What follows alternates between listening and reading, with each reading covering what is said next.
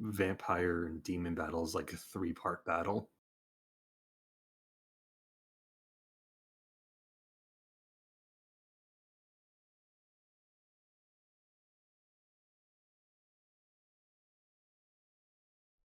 Sorry about that. My camera, I mean not my camera, my microphone had reset itself when I switched over.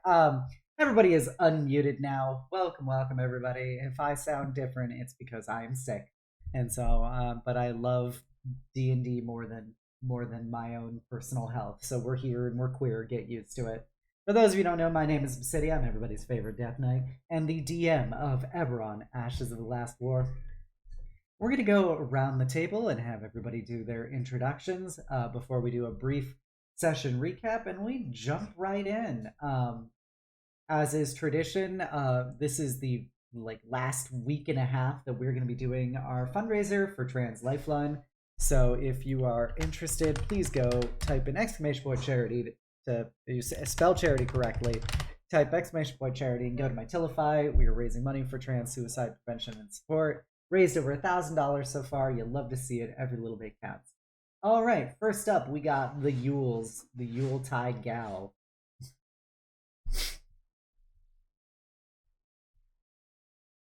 Yulia, that's you. Oh no. Oh no, she's eating probably. He's been taken. We're skipping Yulia. Next up, we got Fruling. She's just gotten deleted or removed. Oh no, her mic. Okay, we'll circle back while she figures that out. It can be her turn to be last. Hello. My name's Lily. I'm playing playing. That is actually how I sound in real life right now, by the way. In order. I had to do you the honor. Oh, there I am. Okay. Okay. Well, you can wait, Yulia. You've lost your turn. We've moved on past yours. It's fair.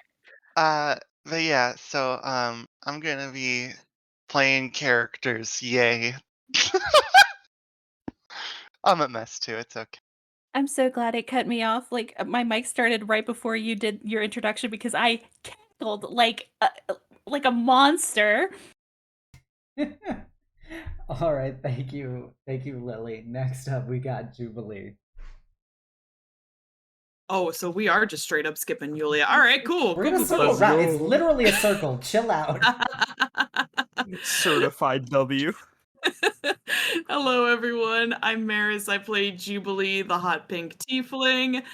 Yeah, I am still on my rebranding hiatus, so enjoy my presence here on Obs's channel, playing this hot pink tiefling, and also occasionally on Licher's channel, playing other disaster buys as per the brand.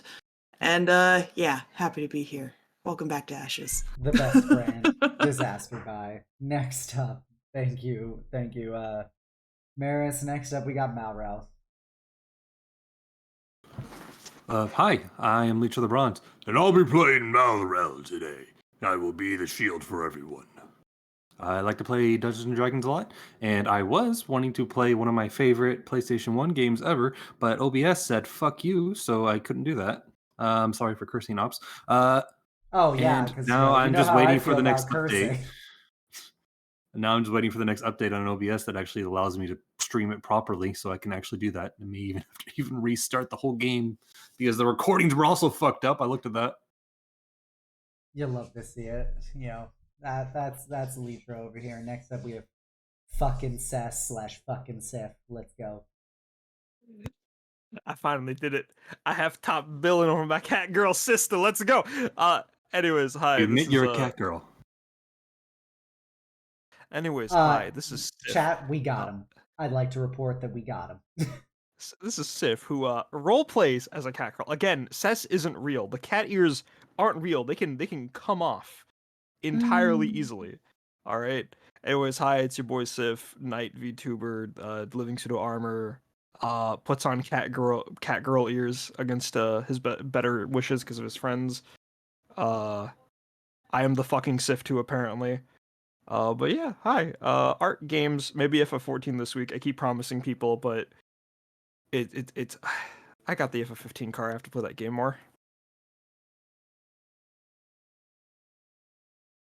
Thank you, Sif. Much appreciated. And then finally, last but not Wait, the least this time, we have Yulia. this time. Now it's me. Hi guys, I'm Yulia. I go by Royal Knight VT on both Twitch and Twitter.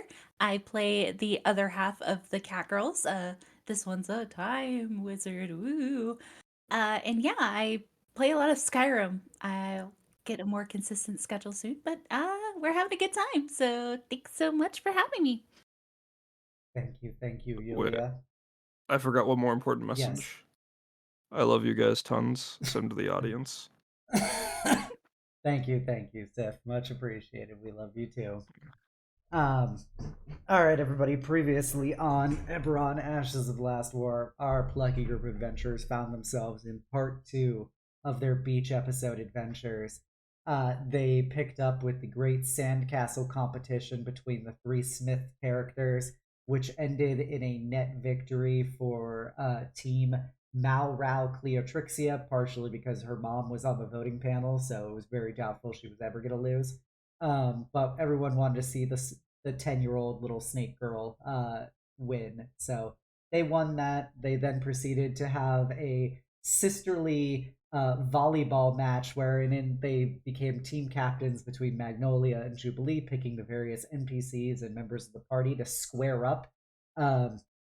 In the end, Team Magnolia triumphed because of a net better set of dice rolls than Team Jubilee, even Gosh, though the nerd characters actually held their own pretty strong in that.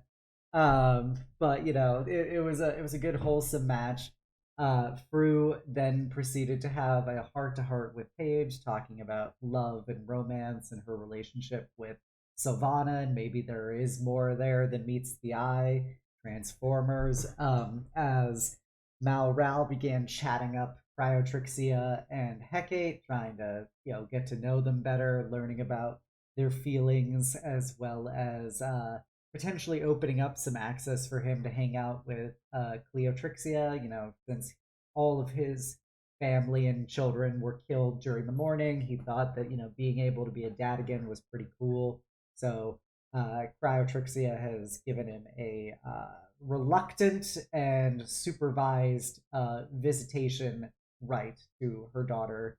And then the sun started to set, and the party began as Larissa started singing and dancing. Cess and Jubilee went off onto one part of the beach and connected and discussed some of the nature of their feelings before they decided to sit on down and finally do the big smooch, as we call it. And then simultaneously, Sylvana and Paige went onto a nearby cliff during sunset and also discussed their feelings and connected. And after 20 sessions, finally opened up about their true feelings towards each other, and they also smooched. And in that moment, Paige was Sylvana's anchor in time and space, and it was very cute. And everybody returned, and they danced and played with each other before wrapping up the night and returning home the next day. And with that, we will pick up back at the house where previously Cess found out that her gooey suit of armor that makes spikes is also kind of intelligent and kind of weird and talks, but not when anybody is looking, just to make Cess look crazy. And so one last note to end officially the beach trip before you guys get your next quest. Jubilee, as everybody is kind of tapering away, Magnolia is going to approach you and kind of give you a little smug look. Goes, well, that was a lot of fun, Juby. It was a lot of fun. Defeat and all. I like to say that maybe you've just gotten a little too used to your too used to your surroundings right here in this mansion. Maybe things get a little soft. You need to get some real hard training in. Maybe, but I prefer to think of it as you've gotten a whole lot better. Oh, Juby, you're gonna make me blush. That's all right. That's all right. I'm glad you had fun, Maggie. And thank you for taking up this invitation to come hang out. It was nice. Yeah, it was good to see you again, Juby. You know, it's been kind of strange not being around you all the time anymore, but it's refreshing to get a chance to just be able to hang out with you, not as all the other baggage and burdens, but I guess kind of as equals. Yeah. Yeah.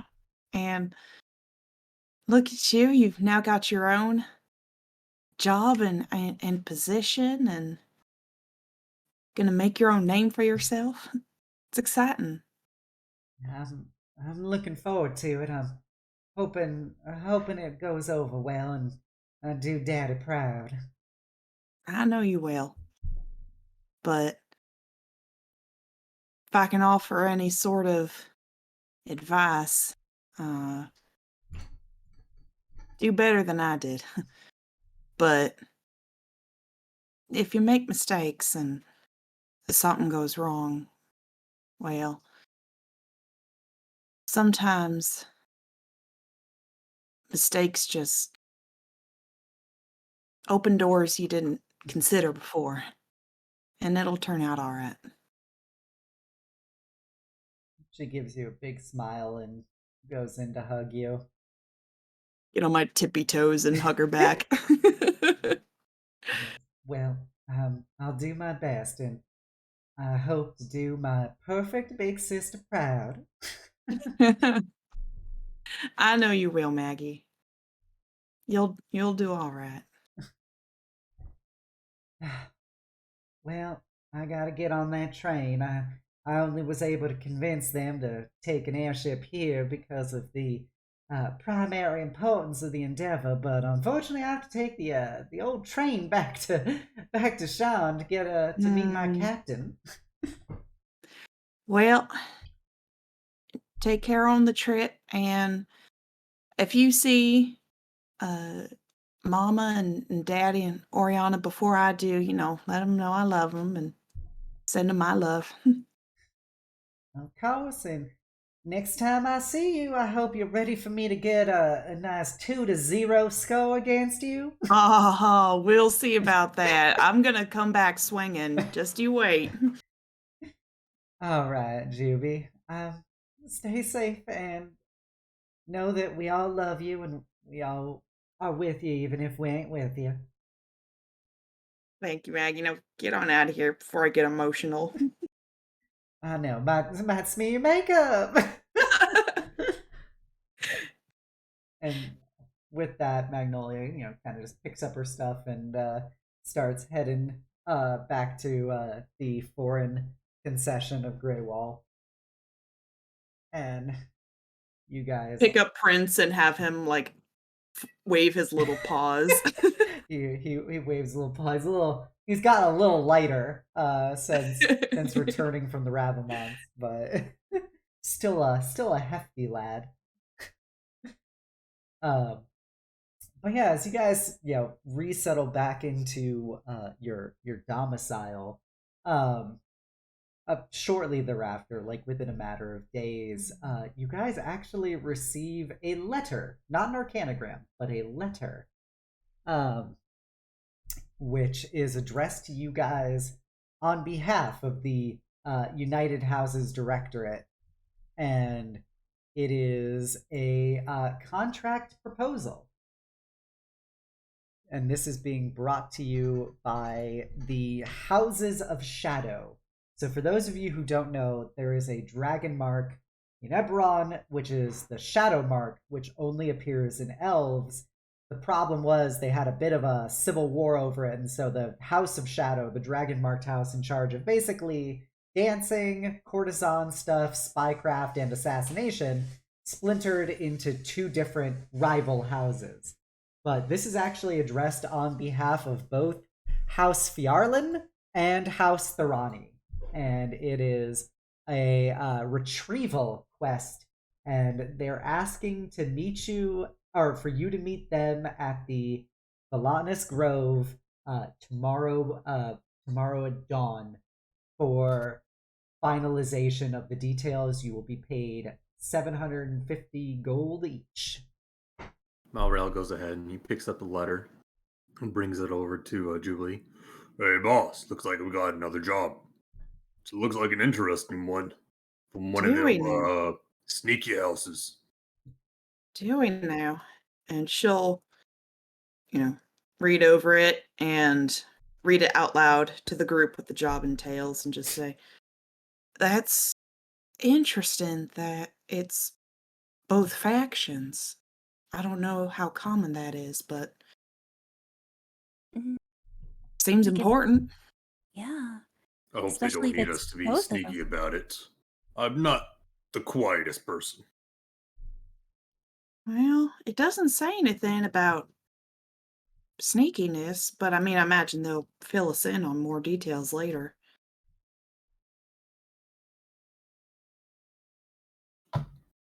Is there a Are we time going to to take meet it? up? What's that page? Oh, is there a time they want us? I assume right away. Tomorrow at dawn, so bright and early. How are we meeting them?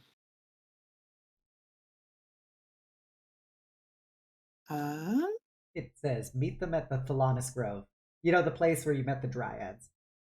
Oh, okay. I guess we just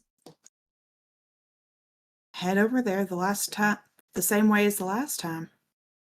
Well, even if the most of you are not exactly the sneakiest of people, despite the white fabric, I have a knack for these kind of things. Maybe we should bring a shard along, or maybe Larissa. They can get a bird's eye view. Pretty quiet from the air, right? Paige will be silently just squeezing Sylvana's hand a little bit. No, don't make us feel bad. Don't guilt him like that. She squeezes your hand back and It's nuzzles a against process. you, but not in a guilty way.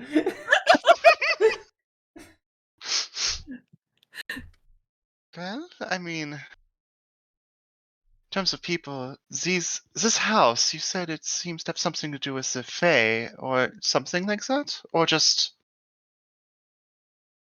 we may want somebody else that that is a little bit more monstrous. Experienced. No, monstrous. I like that word. Monstrous. The Fae is very strange. That's what they like. You think they'll if we ask nicely, you think they'll give us back a taste for cookies? Looks over at Paige and Juby. Oh, God, that'd be nice. And tea, too. I haven't had a proper cup of tea in so long. Well, you Wait, two really You guys don't like cookies? Not well. Once you have the best tasting cookie of your life, every other cookie kind of tastes like dust. You really fell for it there, didn't you, as a Fae food? Well, Everything tastes like dust to me. Or Well, rather, ash. Is that what it was? Fae food? Yeah. it must have been because, Fae food, Fae Right. food is tricksy, just like us.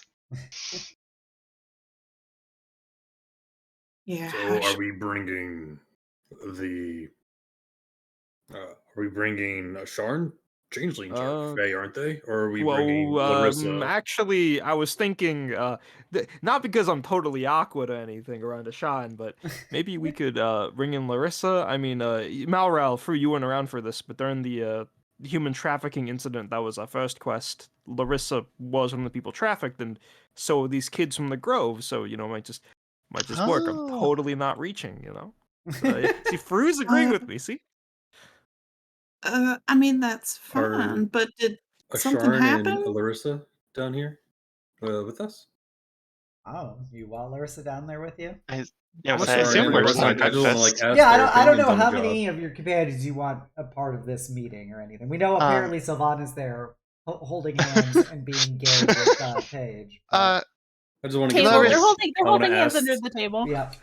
Yeah, Yeah, I it's want not to ask noticeable. Sharon and Larissa their opinions on whether they want to go on the job or not. Yeah, Asharin is gonna do the very standard Asharin response of, "If you want me to be there, I'll be there." And Well, glad to hear it, but do you think your skills could come in handy on this job from the sounds of it? Well, based on the vague description of what you'd be required to do, I don't know if my skills would be incredibly useful or entirely pointless. And then looks over at Larissa. Like, sure, I'm down for like whatever. The last time you guys like brought me along for anything was when I first met you, so like, Larissa, do you speak Sylvan? Let me check my character sheet. She was that like her adventurer's license? I don't remember. You can It's read. never come up as a question. Well, I don't know. The answer is probably no, because I made it a homebrew race. So. My thought was I don't having know somebody about- that. Go ahead, Juby. We're moving on. I don't know about Sylvan, but I mean, I was able to communicate with them last time we spoke to them. That's good. And if I you got have that. some time, I'm technically able to understand and comprehend their language. Well, that would be fabulous. Sylvan may be a language that is shared, but I mean, I believe I've made my point in such a fair of strange folk. You never know what you'll need. I never get along with them. They don't like iron. I like iron. Is that a thing? Well, last time I ran into a Fey, I showed them a cool, solid iron sword that I had made, which is, really difficult because cold iron's really rare. And they kind of just, hissed at it and said, get it away from them. So, fun fact, cold iron is both a thing and not a thing. Because it's actually originally derived from just the idea that iron is in fact cold and is very much a grounded thing in reality, but it has been adapted to be this belief that there is some kind of pseudo magical substance. Oh, Damn it, Larissa. Larissa has definitely been hanging with the crafting trio a bit too long. I did not know that. Thank you, Larissa. Oh yeah, I heard about it from some guy I hooked up with one night. Oh, okay. He was very thorough, wasn't he? Just that was your pillow talk. Oh, trust me, he would not shut up until I made him. Oh. Anyway, we taking this this nobody? job or 750 gold is a lot, and I don't see any other job offers around. What do you guys think? Let's do it. Of Yeah, course. a lot sure. of Got nothing better gold. to do. This seems pretty short. I'm gonna be real. They're not. This is a letter. They're not arcanogramming us or making us walk through an endless hallway. This will be in and out, easy, quick job. all Looking right. forward to stepping back Little into did the they know. Feywilds a little bit. All right, so I guess we'll just head over to the Grove, bright and early. And Larissa, I guess you're coming with us because you have a strange amount of pillow talk knowledge about this subject. Oh yeah, I can tell you about the other things he said too, but I don't know if some of you might get a little uncomfortable. Right, maybe not at the breakfast table. Well, the breakfast table was involved in ways that you would not immediately assume. Lily, can I get a second cup of coffee, please? Yeah, Larissa, if you gotta get that out, we can talk later. Okay. But yeah, so you guys can bring Larissa along if you want. And You should write all fine this with down. I hear those books are popular. But yeah, is there anything you want to do the night before, as you chillax before heading out to the Lannis Grove? The whole Larissa smithing video essay. Something was getting pounded, that's for sure. Oh my god! All right, bestie, go do your Sylvana makeout RP. We know you want to. How did you know? Yeah, Like, so probably the Oh, night what was being pounded? Was it gold, iron, silver? Just constantly. the night before they leave. It's probably going to be later on that night. Okay. she's gonna be in the bed with Sylvana and Heyo. just kind of Hey Continue. sleeping together. They've been sleeping I know. together. They've been sleeping together this entire campaign. Not Continue. obsessed though. And just kind of holding her hand and like using another index finger to just kind of like caress her cheek a little bit. She's like overflowing with these like fresh new Yeah. like newlywed feelings. Mhm. But her ears are kind of pulled back a little bit, and I'm really sorry that I'm gonna be leaving so soon. But I promise I'll be back, and this time I'll even try to get you a little gift. Savannah kind of gives you a little smile as she, kind of strokes one of your ears and goes, I understand. You know that I will, of course, miss being by your side and being able to hold you and protect you, but I understand, and I'm going to look forward to the day and the moment that I can see you again, and I, of course, would love any gift that you could give me, but you should know that you don't need to give me anything. And she'll lean in and give Paige a kiss and say, as she looks in her eyes, be like, the greatest gift you can give me is simply coming home. I'll promise, but are you sure you're gonna be okay?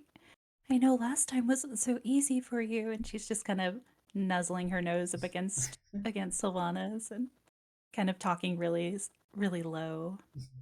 Yeah, and she'll nuzzle back and go, the last time was very hard for a number of reasons, but I feel like I'm in a different place now than I was then. Not just in a purely literal sense, as she kind of gestures to being in the bed with you. And I feel that I can, harass Kai Shen, for example. I'm sure that he will be missing Jubilee while she's gone, and I can work on some of the projects that I've been meaning to address, and perhaps making something for you. Who knows? I'm a wild card. You're right. You always tend to surprise me, and I'm really happy. But I will miss you and try to come back as soon as I can. So just wait for me. She'll pull you in and squeeze you tight, and she'll, as she's holding you, she'll kiss your forehead and, whisper into your ear, and it's, I cannot wait for your return. And if anything happens, I will journey across the plains to bring you home. Pull back just a second and kiss her on the lips before nuzzling back in. She'll just continue to snuggle for the rest of the night. All right. And they will snuggle adorably the rest of the evening. Anyone else want to do anything the night before? I think really quick, Okay. Juby is going to want to have a quick word with Fru. Mm. Privately, so probably either like in their room, or if they have like the training grounds to themselves, that sort of situation, wherever it Yeah, occurs. I would say if we're like already like decently deep into the night, Fru is probably in their room, kind of just double checking all the mechanisms to their weapons. Yeah, so Juby will, approach your door, knock, wait for a response. Come on in. Feels very awkward about opening the door herself without being like technically invited in. But she'll walk in and just kind of poke in and say, can I have a quick word? Of course. What is it that you need? Shuts the door behind her. Um, I, it's just that regarding this job, well, I wasn't wholly honest before when you asked about, people speaking Sylvan. I do speak Sylvan. Um, so I know that that can be helpful. Um, I just I felt a little strange saying it in front of everybody else because I haven't always known Sylvan. Um, I only realized that I could once I started, doing my art with Kai Shan, and I realized I was writing in a language I've previously thought I didn't know. And I thought the others might find that unsettling. Hmm. They're gonna go ahead and just kind of like release the trigger of like one of the crossbows, and it pings into the wall across and you notice that there's like at least like 20 of them. The wall is torn to pieces, like at least like the one plank of it. They'll kind of stand up and walk over and grab the bolts out of it, and then just look over at you and say, sort of like how your features have changed over time. I imagine there is reason to suspect correlation, yes. And this worries you. No, it doesn't worry me per se. I worry everyone else will worry. You are afraid that other people will be concerned by changes or think that you lied to them in some sort of way. I know you spoke about how the lack of anyone speaking Sylvan, you know, for the first job. Well, I know that I'm changing, but I don't want people to stop seeing me. That's all. Even if you physically change, you're still you deep down. You do know that. I do know that. I guess a part of me just worries You think it's changing more than that? maybe a little.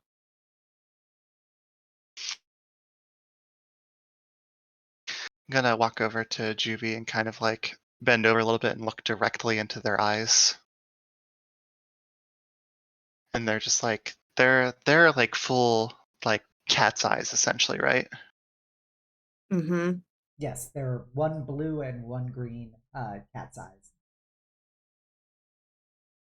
And I'm like right up in your face, I just want to add. Just kind of stare at them and just be. Now I don't exactly know how these sort of things work. And while a deal or an exchange with the Fae can certainly have some unintended consequences, if you still feel like you're being yourself and still in very much control of yourself, then, you know, not all deals with the Fae are bad. Just because someone is labeled as being tricksy or harmful,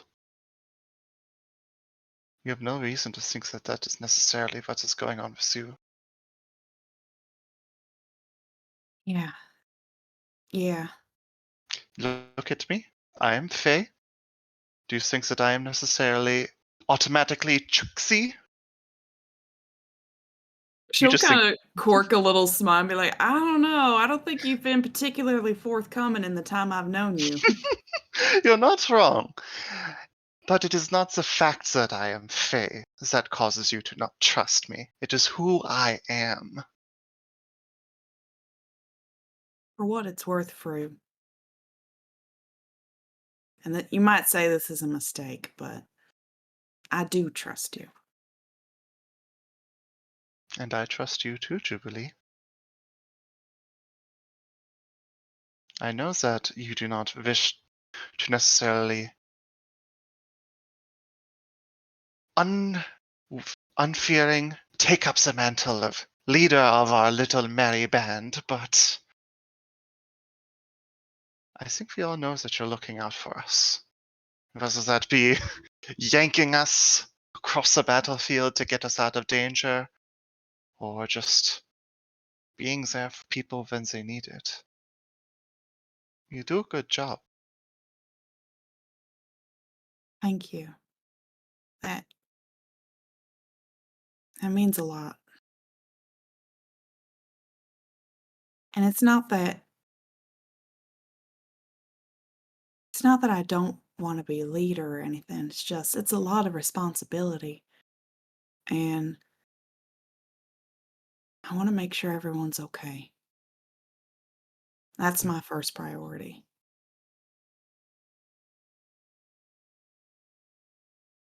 Good goal. Yeah.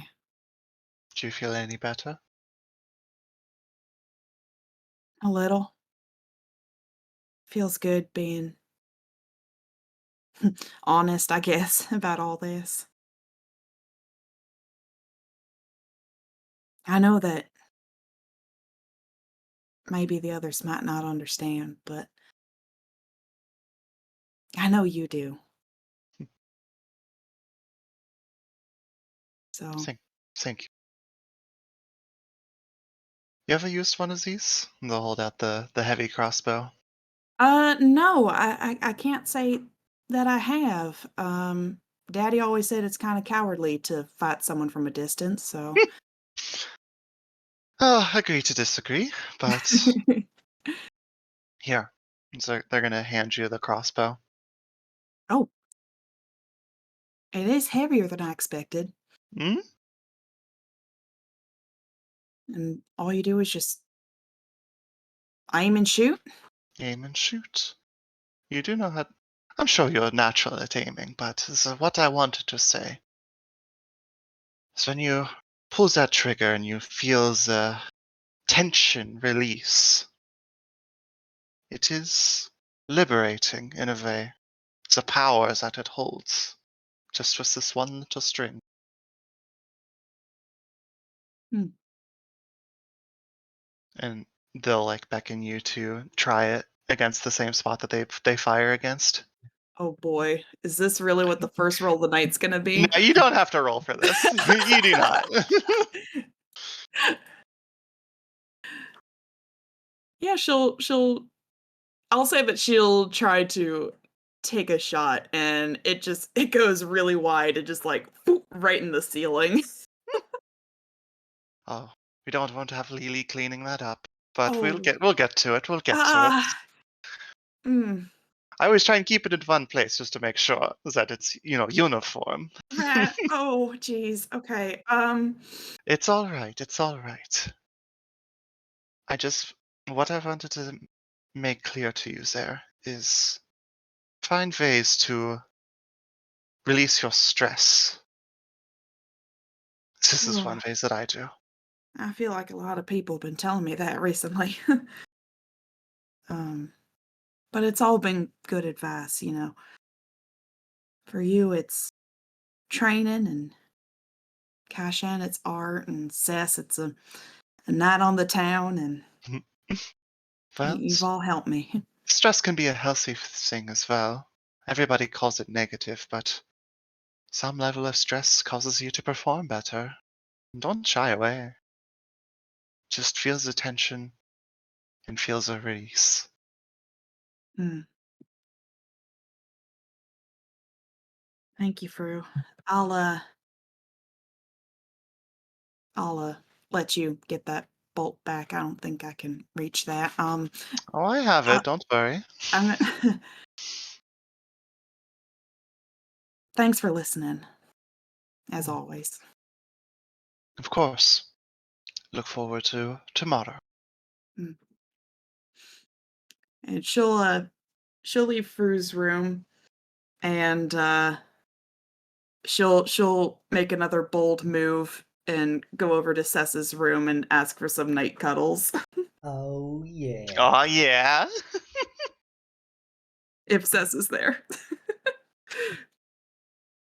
At my room, right? Sorry, I zoned out Yeah, a little yeah, bit. Yeah, it's late, right? So I'm assuming Sez would have gone to bed, but would have woken up from the knocking. Uh, Hey, oh, I'm sorry. Were you sleeping? yeah, it's an early morning thing, so I didn't want to, miss out on sleep. What's up? Oh, no, I'm sorry. Oh, no, come in, You come go. in, come in. Okay, okay. If I you're j- bothering me this late, it might be important.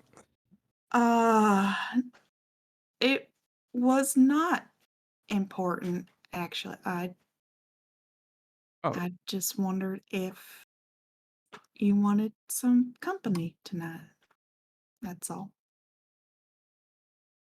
still But feels important. you were already asleep, so I don't. Did you just want company to sleep with? If that's okay. Come on in. Did you bring? Wait, out of character. I'm assuming everyone's in their PJs, right? Because it's late. Yeah, And yeah. yeah, just come on in, all right. Hold on. Let me just. And she's been sleeping with her jacket to give it warmth, so she's gonna slowly move it to the side of the bed and get in bed and just pat the spot next to her. It's gonna wrinkle if you just kind of lay it Uh, wherever. he likes being in the bed, or they like being in the bed. Right. Um. Did you bring Prince with you? He kind of pokes his head from around her legs. Yeah, yeah. Again, if that's okay. Yeah, of course. He can sleep in the jacket if he wants. Oh. Uh. Prince. What do you think? Prince is going to avoid the jacket. Oh. I just wanted to see. I don't think he likes the texture. He's kind of fussy. That's fine. He can just sleep between us. All right. I'm on and assuming Says is dead tired, so she's just gonna without even thinking about it, toss the blanket over Juby and then just hug her with Prince between them and just immediately fall asleep. Oh. I'll give your ears a little scritch as you're sleeping and just smile and drift off to sleep too. Mm-hmm. All right. As everybody cuddles and heads to bed, the next day approaches. Y'all suit up, get your gear, get your bimbo harpy, and you hit the old dusty trail. It's about a 20-minute. Wait, Yes. Obs. I do Yes. want to do one thing real quick. We don't have to RP it, but Says is just gonna quickly ask Sylvana to look into the Delvira armory stuff a bit more for her, and then give her a little head nuzzle before they head out. Okay. That's it. All right, cool. Will do. So yeah, and you guys, it's about a 20-minute walk to get to the Thalanis Grove. When you arrive, standing at the edge of the grove are two immaculately dressed elves. One of them is tall and well built, probably about 6'4", wearing a red beret with red hair, green eyes, a big walking cane, and very form fitting like noble attire. And he's giving a big smile, and standing next to him is she's probably about 5'6", very pale skin, blue eyed. Her dress is seemingly made of the most delicately woven white silk, and she has a kind of a white veil over her eyes, as she is also holding a kind of it very much is she's wearing kind of a gothic Lolita outfit. And she's got a kind of like a parasol cane. And they both give you big smiles as you approach.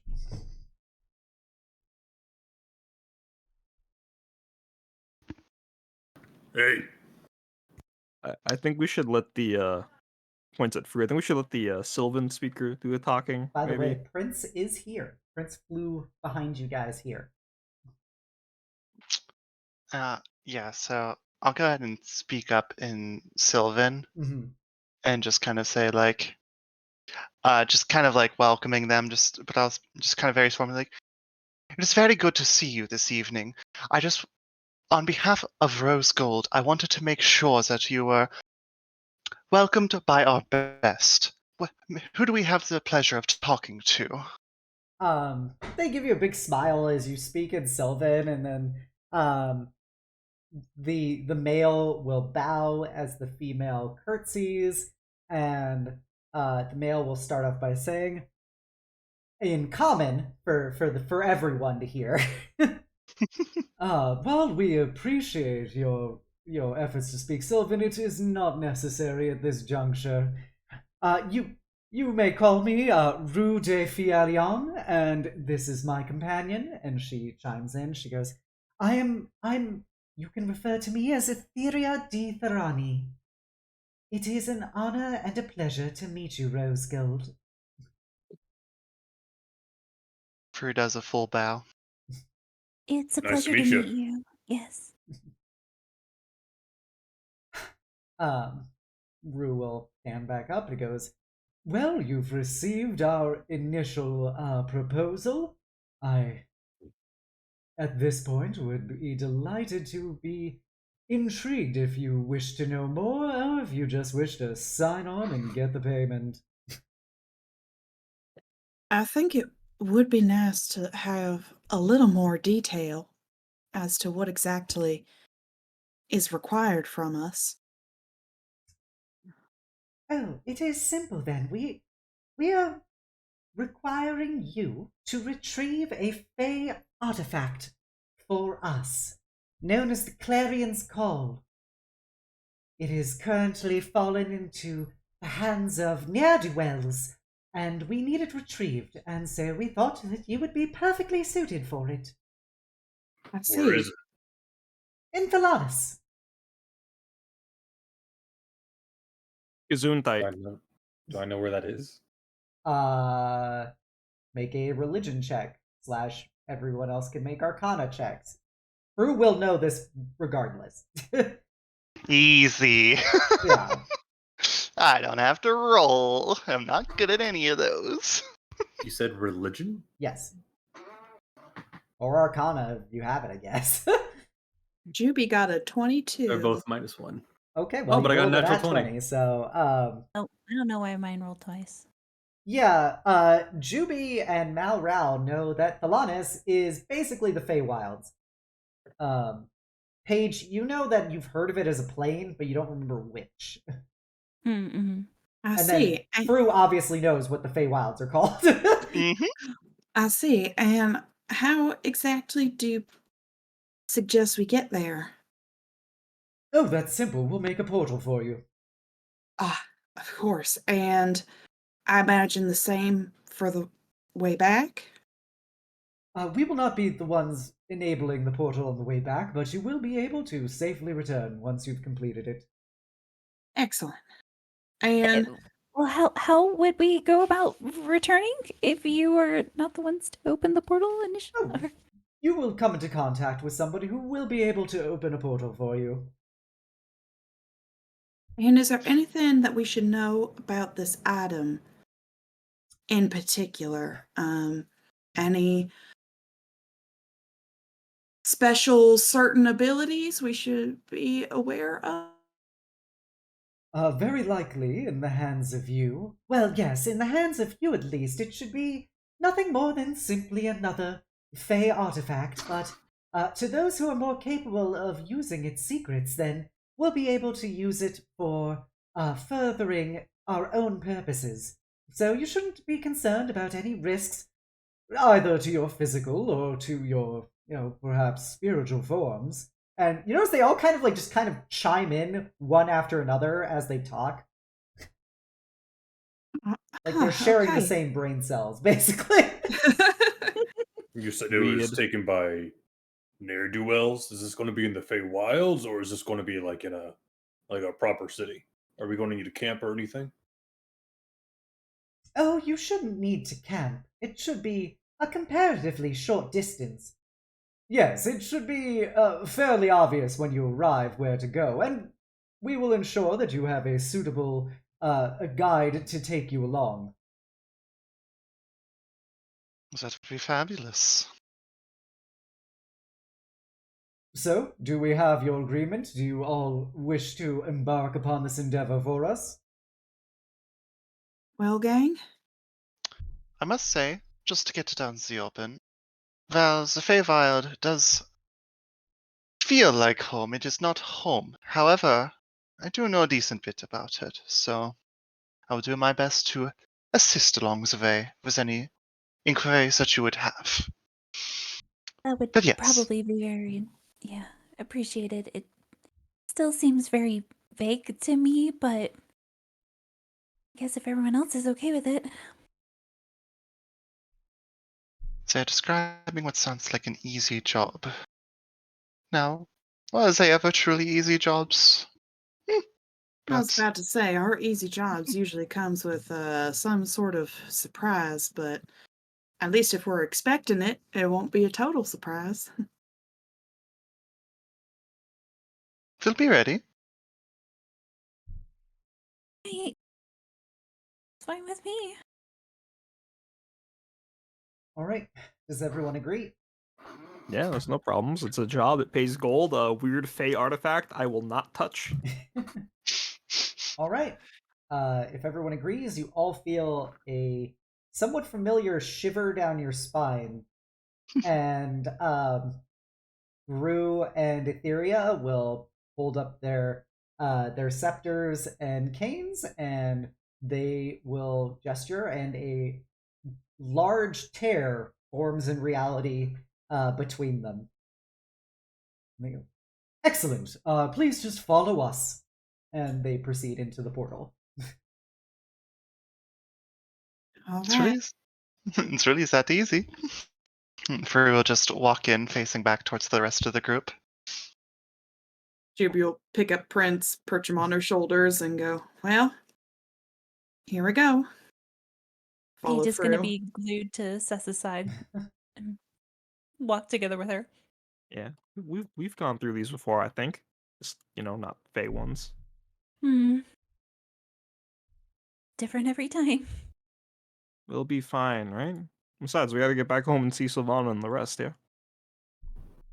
Oh, she kind of blushes a little. Yeah. Says does not notice.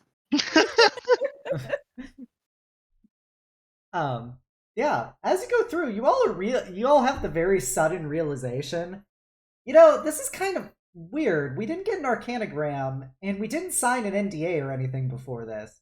Huh. As Malrail's about to step through, he just kind of rubs the back of his head. It's like, I'm sure this will be fine. Was Fru still out?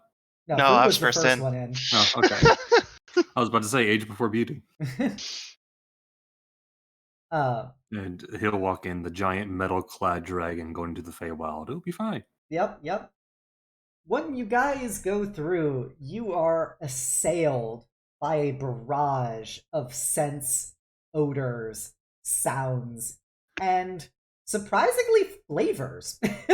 All of your senses are just getting assailed at once as you kind of blink through the portal, and you see a world that looks incredibly overgrown around you. There are, rainbow iridescent plants and vines wrapping around trees that stretch seemingly infinitely into the void, where it's only a canopy that you get beams of sunlight going through, which each of them is in turn tinged a rainbow kaleidoscope of color. You see shifting through shadows all manner of creatures that are difficult to describe other than combinations of plants animals and minerals all kind of smashed together in various almost insane chimeric ways. And they look at you making hooting and hollering and musical notes, as you will also see one tear into another, and nothing but sparkles and dust comes out as it rips it piece by piece. And standing in front of you are two inhumanly beautiful figures, one of which is a tall elven male with long, flowing, some would say dripping red hair, and elaborate green tattoos of all kinds of Celtic signs wrapping around his face and chest, as he is wearing form-fitting leather armor, which has that same kind of rusty, wet red look to it, with inlaid fey designs and enormous hobnailed boots that go all the way up to his knees, and an enormous scythe in one hand that is dripping blood. And then next to him is a ethereally white woman with her hands are blackened frostbite that leads up to then fading into blue, being saturated in cold before flowing back into her porcelain white skin, almost as if they were gloves that end in rather talons than hands. She is wearing a dress made of carefully stacked snowflakes, one onto each other, that look like they will shatter at any moment, that reflect all of the light coming into them back out into the world. Her lips are half blue, half black, and the edges of her mouth appear to also be that same kind of frostbite look. She gives you a smile of razor-sharp icicle teeth, and she has a massive scepter of immaculately carved icicle in one hand. And they look at you with their bright green cat's eyes and their bright blue cat's eyes, respectively. And Rue will gesture and goes, "Welcome to Thalanis." Thanks. Wow, it's a lot. Beautiful though. Beautiful, dangerous, all that you would want in a place with. And tastes like really weird soap. That's a first. I've never heard it described as soap. Well, I mean, you guys got a bunch of weird tastes on the way in here, yeah? Not just me? No, not just you. Yeah, it's a combination of, like, it's so hard to narrow down a single flavor, but it is the kind of thing of, like, earth and grass mixed with rose petals, mixed with decaying flesh, and mixed with kind of like the, the sickly aroma of mushrooms all combined into one. Ugh. I step through this every time I go through my little portals. Just like I'm used to.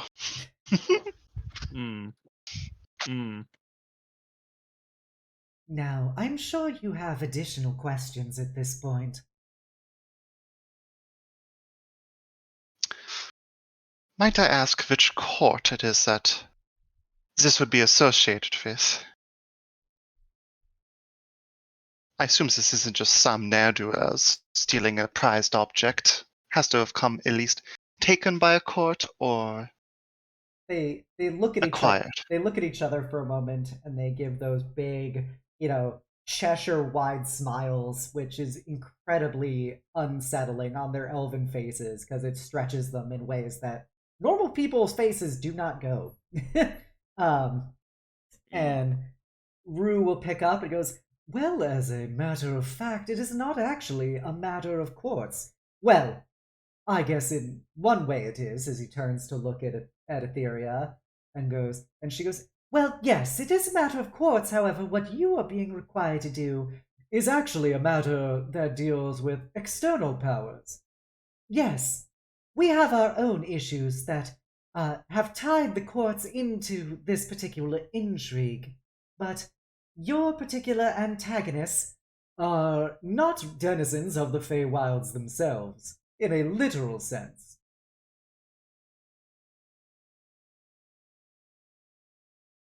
Who Intruders, are then? they? Just like he's going, just waiting there, like, well, go on. Well, and as they talk, Paige, you know this information that they're about to say, like the basic parameters about how different planes work. But Okay. they go, well, the two closest planes to each other and to your little material world are us here in Thalanis, as well as the plane of dreams. They run very close to each other, and the plane of dreams is constantly trying to encroach upon Thalanis and leak more into reality. Yes, it's a dreadfully unfortunate state of affairs, but that is the normal status quo. However, we have our own factions that pursue and push it back constantly. Yes, unfortunately, they're not currently available and haven't been for quite a few months now. Yes, and it's because of your particular involvement in that which we decided to reach out to you specifically.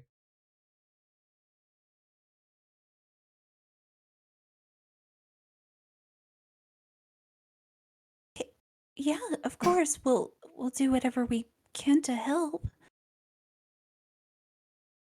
Excellent. We love to hear it. We love to hear it. Well, your particular quest for this is to journey into the plane of nightmares, retrieve the Clarion's call, and we'll be able to return the Wild Hunt to doing its truly ordained duties in pushing back the horrible dreams and nightmares that are threatening to conquer and consume our fair realm. The plane of nightmares? Well, yes, it was formerly the plane of dreams, but the spirits that resided there, the Kori, apparently had their own little civil war, and the ones that were more beneficent than others have fled to attune themselves with your Kalishtar, and the ones that remain are considerably more malign in their intentions. I see.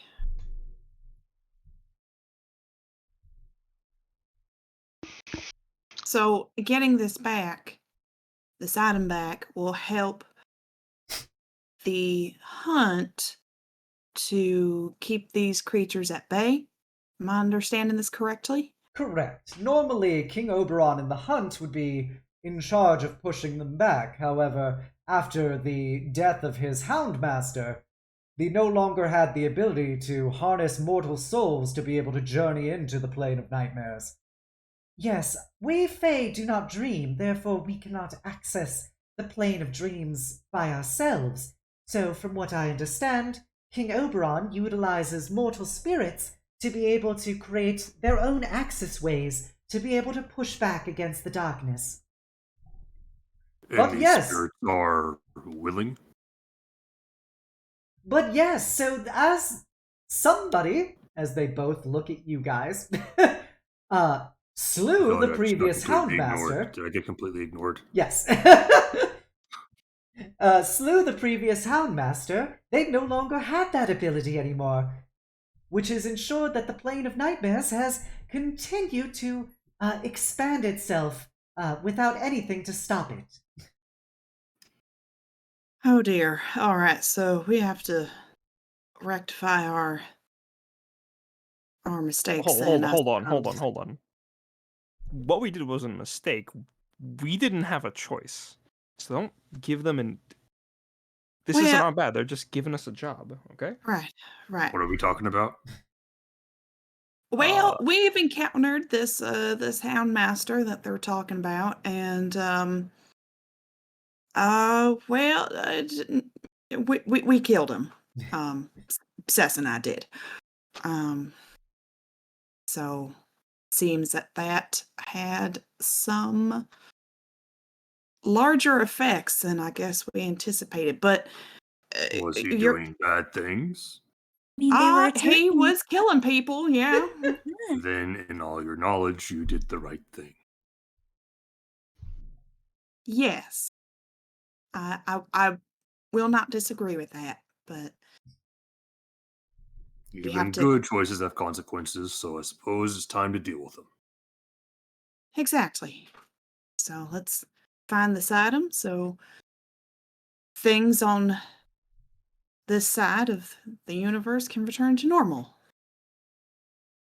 Yes, it is very important because as the Wild Hunt is not active and Valanis is being consumed, it has also prevented my ruler, my liege, Queen Titania, from ceding the throne from summer to winter. And so she has refused to do such until the matter is resolved, which unfortunately is having negative impacts upon Alanis itself as well as your particular plane. You I may did have wonder about that. Oh, You- goodness. you may have noticed that it's been unseasonably warm where you all live.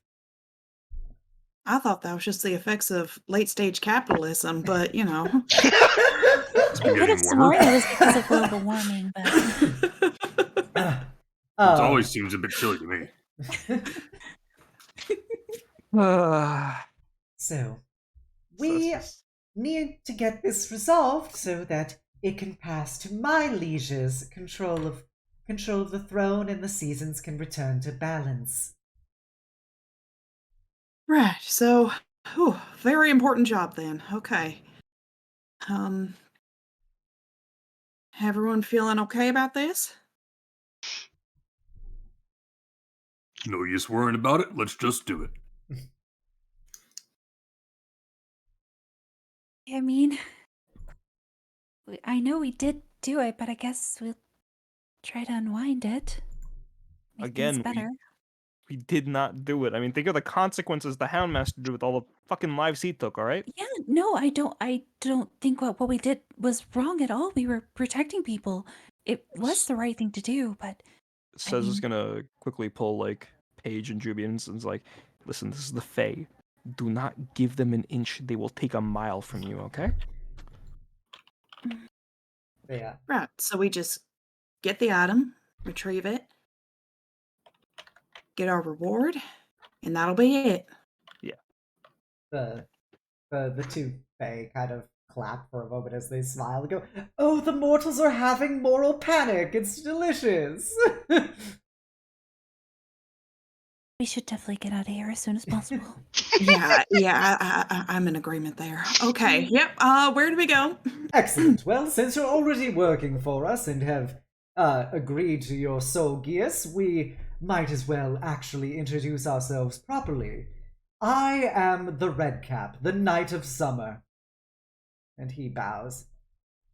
And then I thought redcaps were smaller and wore iron boots. I I think more of the mushroom. believe that, in fact, what you happen to know about the Fae is probably a bit more limited than what I do. As he smiles at Malral. He is not a red cap, he is the red cap. And he does, I did describe, he has big, fucking knee-high hobnail boots. And Mushroom Man. Mushroom Man. And the Etheria will curtsy deeply, and she goes, "And I am the Banshee, the Night of Winter." Fru will bow very reverentially to them, as sort of like winter being important to them for reasons. We'll get to it. Okay. So starting off with fake names at the start of this job, that's always a great sign. But it's nice to formally meet you. Yes, it is. You have to forgive us. It is in our nature to, toy with what your perceptions are. Of course. Well, so long as you steer us in the correct direction as to where we should retrieve your item, we will get this resolved as soon as possible. Of course. And we have ensured that you are all incredibly capable of executing this to your full abilities. The Knight of Shadow has been watching you all along. The what? As you say this, Jubilee, you look up past your shoulder, and floating above you is a kind of androgynous, like Twinkie figure with big cat's ears, and their hands are these enormous paw claws, and they've got big flapping wings and a skull on their chest, and they've got big bright purple cat's eyes, and he gives you a big smile. Prince? Well, half right. I am Ikashi, the Prince of Cats and Knight of the Raven Queen. Although I guess in common you would mispronounce it as Kate Sith. You got taller. You were a person this whole time. I was not a person. I was me. Always me. Flashback to all the time she's changed in front of him. Yup, absolutely.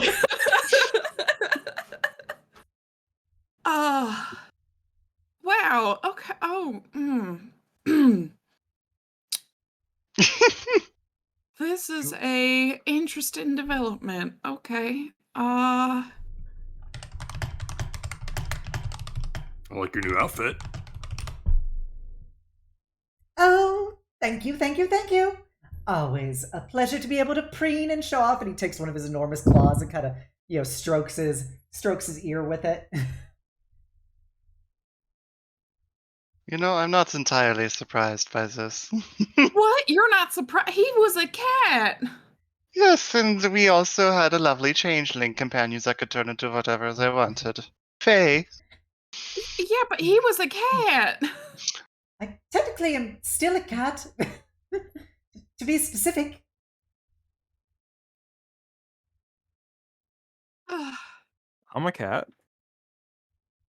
Yeah, Also a cat. Well, you're but not a like shifter. Let's be honest. not like a here. little cat. He was a I'm a little reptile. cat.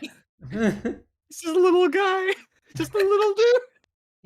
He'll drape his big paw claws over Jubilee's shoulders and nuzzle against her face like he did when he was a cat. Oh my. Okay. Jubilee, I'm sorry to tell you this, but if you're against animals, you're in a party with 3 cats and a reptile. That is not what I'm saying at all. I do want to ask this. Can you always talk? Were you just not talking to just be like a dick? No, it's a lot of work to channel that much magical energy to be able to retain more capabilities from my true form, so it's just easier just to meow and gets the point across. You're asking this for something else, Seth? Seth is gonna point at her Jack and go, "You could learn a lot from him." Oh dear, we better go away before she starts another conspiracy theory. So Casey's gonna fly over to Cess for a moment and get right in her face and be like, you really should be careful of that jacket. The Delkir will consume you body and soul. It's only a matter of time. That's a what? That's immediately. It's like what? Confused. He wouldn't do that to me. He's my friend.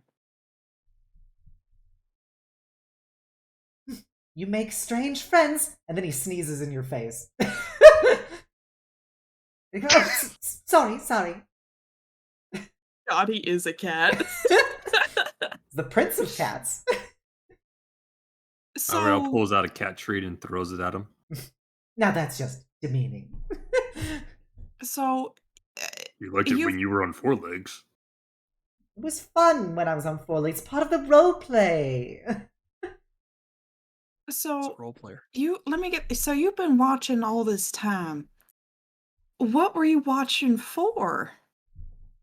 Oh, just surveying you, making sure that you were all growing in capabilities, and that when the time came, you could come here and right the wrong you did. Fine now then. Oh, Well, this is when my sister and brother knights decided that it would be necessary. Apparently you've reached a critical mass of being capable of journeying into the plane of nightmares otherwise. great. Great.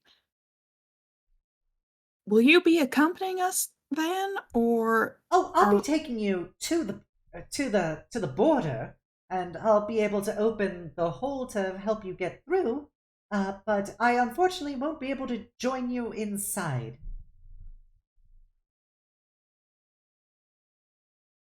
Now, you people keep saying about how you'll help us get there, but not how we'll get back. Would like some details on that. I do rather like my life. Oh, I should be able to take you back when the time comes. Uh-huh. I've been able to absorb enough of your ambient soul energy that I think I can channel it to create another portal back to your world. You took her Wait, soul. and huh? Now, let's not get all hung up in the details. The key is I can take you home. great? So all this cuddling, you've been harvesting my soul essence. That's just great. Well, Is- I Yes, looking guess at her own Is that why she has the cat eyes? Oh no, I have nothing to do with that. That was her own doing. She's chosen to assume the mantle. That's on her. Mantle of what? Of the Houndmaster, of course. yeah, remember that guy that I said we killed? I kind of that's the sword I took. I've been using it ever since. Oh. The one that got really angry at me. Yep, it didn't care for you all that much. Oh, I was hoping to test it out on the way to our mission, but portals got in the way of that. I'm gonna try out a new technique to see if I can block it this time. Ah, well, that'll have to wait till after the job's done, I'm afraid. Business first. Oh, On let's that get to it note- then. And Prince will just fly overhead, kind of drooping his paws on Jubilee's shoulders as she walks. Remind me and to repair your soul later. I don't know. If you can figure out how that works, please, by all means. If I can go from metal to flesh, I'm sure I can go from flesh to soul. That's pretty ambitious. Now, Kate, or is there a better word? You said it was mispronunciation. Ikashi. Ikashi. You said that the Houndmaster's sword was capable of manipulating souls in some way. So the Houndmasters themselves were capable of manipulating souls. You've been eating souls, haven't you? Oh, I haven't had anything to do with the Houndmaster's energies. So it was, Juby. Interesting. Huh? That is an entirely different court. I am the Knight of Shadow. That is the Knight of the Wild Hunt.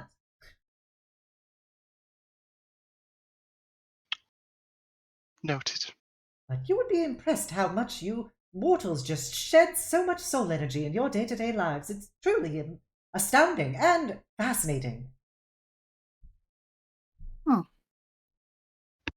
I don't guess pretend I to nev- know any of this. Yeah, I guess I never really thought about it before. Well, I mean, everything that is elemental is alive in some way, shape, or form. The motes, all that. Everything has a soul.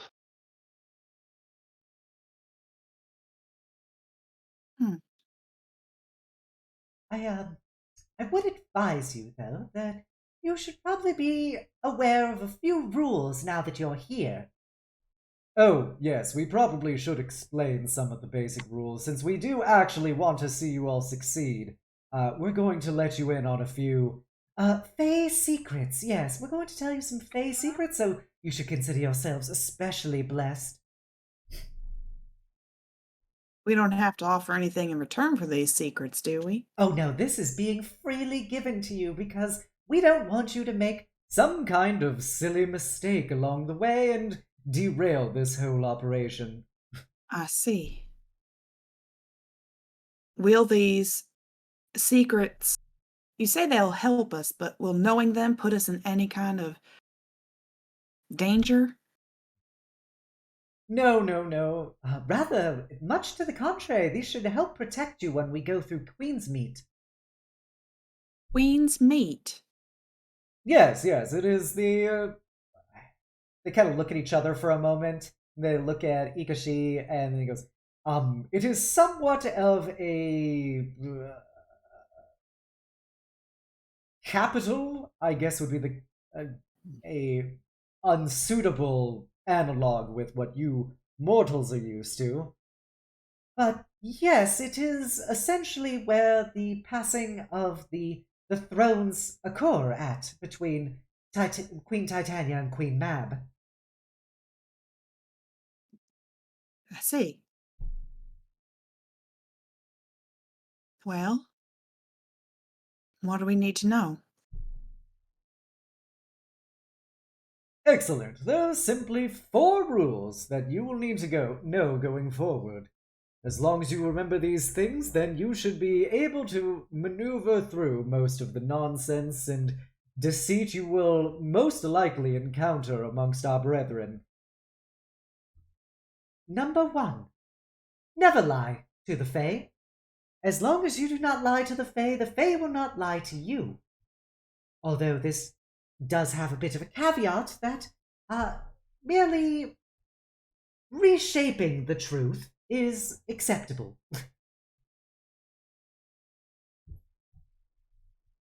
Number 2, never make a deal you aren't fully aware of all the terms of. And they both kind of laugh and smile as they look at you guys.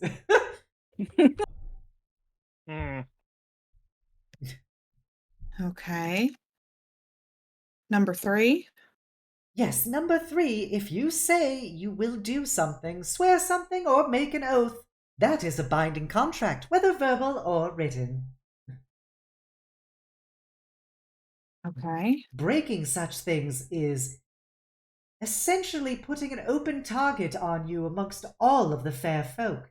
You will receive no protections anywhere, and they will hunt you until your last dying day. Noted. Number 4? Number 4 is not exceptionally relevant, but it could come in handy, which is that hospitality and courtliness matters. You are not safe in any Fey gathering, domicile, or event unless you have been formally welcomed by the host into their fiefdom.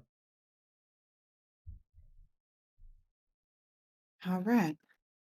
I think you're beginning to get a good idea of why the Fae like to mess with mortals so much. Yeah, there seems to be a lot left to interpretation there, but You just can't lie to them. They can lie to you all they want. Well, we do not lie. We simply tell you fractions of the truth. Of course, I know. Do not worry. But these simple things should help you if you happen to want to take on any additional supplies or anything in Queensmeat before you journey to the Plane of Nightmares. The truth is like an iron bar. You pound, you twist it, and eventually it's no longer an iron bar, but something else. That is surprisingly philosophical from you.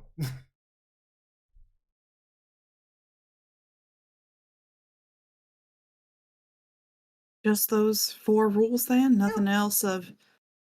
Those should be the only ones that are going to be potentially relevant. I see. So we are expecting to deal with other courts, other nobles, I assume, based off of these rules? Oh, no, it's mostly to protect you as we journey through Queensmeat.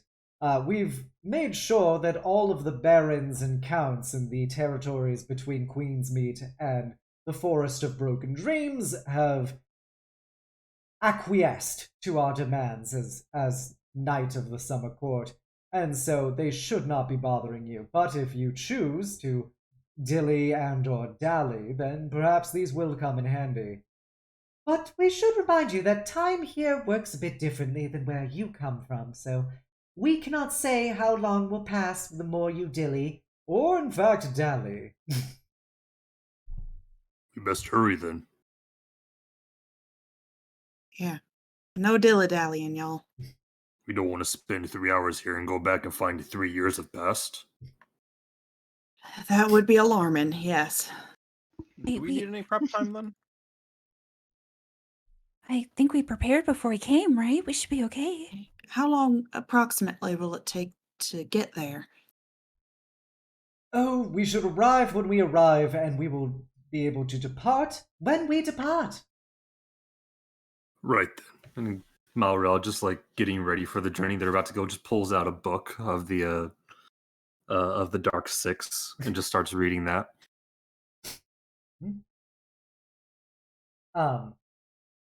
And yeah, as you walk along, you will see a spider with legs made of obsidian and the head of a fox be inside of a web of incandescent rainbows that proceeds to wrap itself around a bumblebee with the face of a deer and begins sucking out its innards in front of you, which is a glistening golden stream.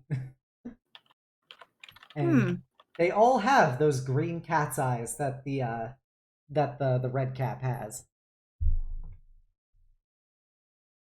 Yes, it's please try to stay away from the wild fae.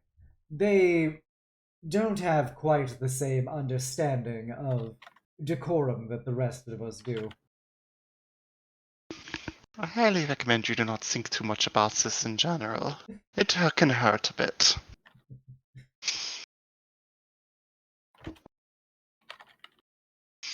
Alright. Well, Prince, are you leading the way then? Oh, no, no, no, it's not at my point of the journey quite yet. I will, of course, be right at your side. He starts purring against your cheek. Okay, alright.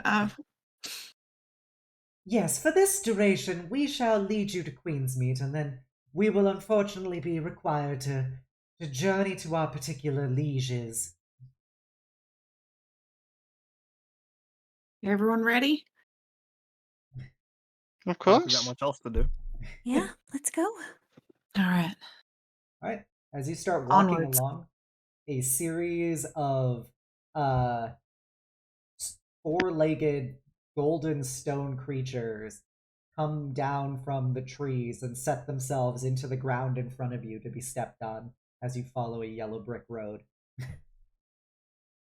Meanwhile, Malrel just reading the next section of his book. He did what to his sister?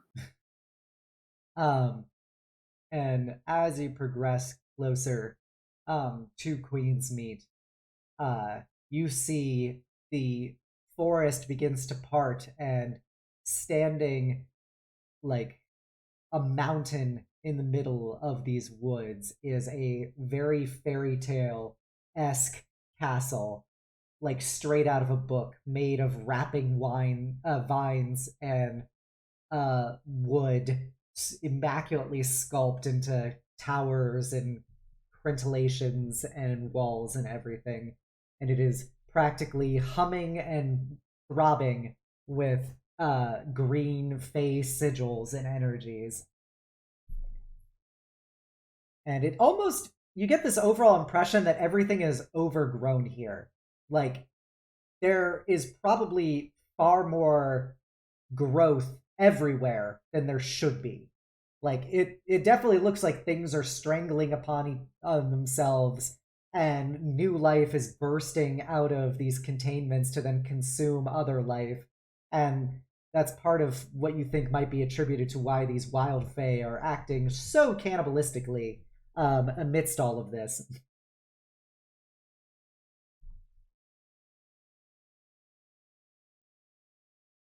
And as you get probably a few theoretical minutes away from the walls, you see that the Redcap and the Banshee stop abruptly in their steps, and they turn to look at each other, and they strike these incredibly intense fighting stances. As you see the Redcap, holding his blood-dripping scythe, and the Banshee, holding her scepter as snowflakes and icicles begin to form around her, and all of you feel vines and branches and ice beginning to form around you guys. Please make wisdom saves. Oh, boy. good. Hey. 12. Oh man! I That got was a- my +6. I You got took a my Okay. muscles last session. I 14. take your brain this one. Fair. 15. Okay. I think the only one who's missing is Fru. Yeah, I clicked it. Hold on, let me try again. There we go. Okay.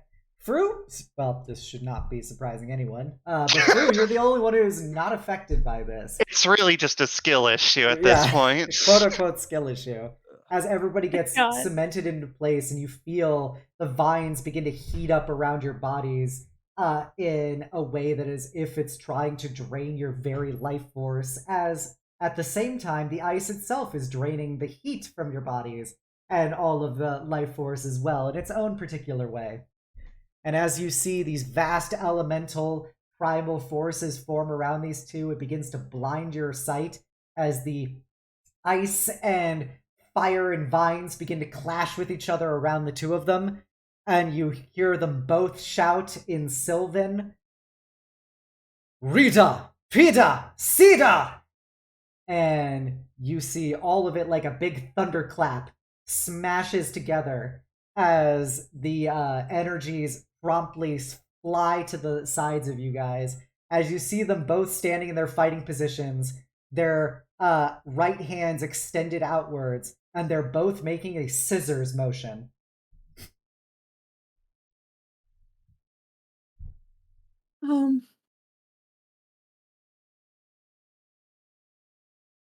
What just happened? With that, they each exhale, give each other a big smile, drop their fighting positions, and you feel the vines and ice just drop to the ground and melt and recede away from you guys.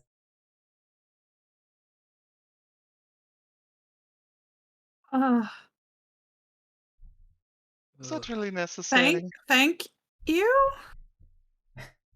Yes, unfortunately, we are commencing this particular operation outside of our ruler's purview, as we are technically at war with each other currently. Yes, we did Oh. swear a vow to our queens that we would fight each other to the death. Oh. Anything else we might need to know? As Oh, long don't- as they didn't put a due date on that, I think we're good. Yes, thankfully, the queens kept it vague enough that we simply figured out the best way to fight to the death without, maximum energy expenditure. And they do like a rock, paper, scissors motion. And the Redcap chimes in and goes, yes, of course, it is based around the assumption that we will both always choose the same result as each other. That way we could at least keep it, they look at each other, true to intent. But so far, we've remained tied, and hopefully we will continue to do so until you all finish this and we can have a peaceful transference of power. As I said, best not to think about it too much. Okay, right. And now that you are at Queensmeet, we will take our departures to go speak to our particular queens. Ikashi can guide you the rest of the way. If you wish to restock with any supplies inside of Queensmeet, please remember what we've told you, and we wish you the best of luck in your endeavors. The fate of the plains is truly in your hands. Certainly sounds like it.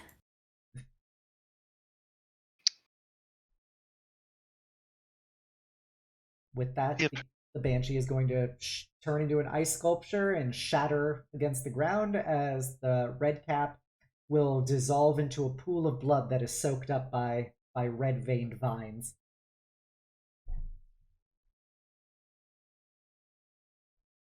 Well, Prince, I suppose it's time for you to lead the way. Truly. I was just gonna say, any questions, anyone? I'm ready to go. Let's just get this done with so we can get back home faster. This place is like really fucking weird, by the way. Yeah, duly noted. Oh, you wound me. Well, no offense, Fru, but it's a little odd. Part of its charm, though.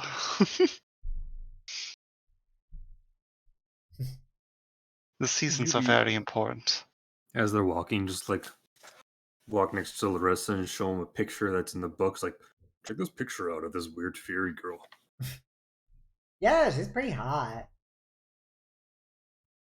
I'd hit it. It says here she is the god of passion. Oh yeah, I remember they teach you that in like church, but like I never really paid attention. I mostly just, I'd rather practice in the streets than, simply like sit in like a big building and listen to Hecate yell at me.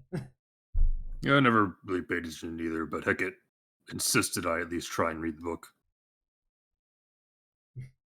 So far, it's kind of fucked up, not gonna lie.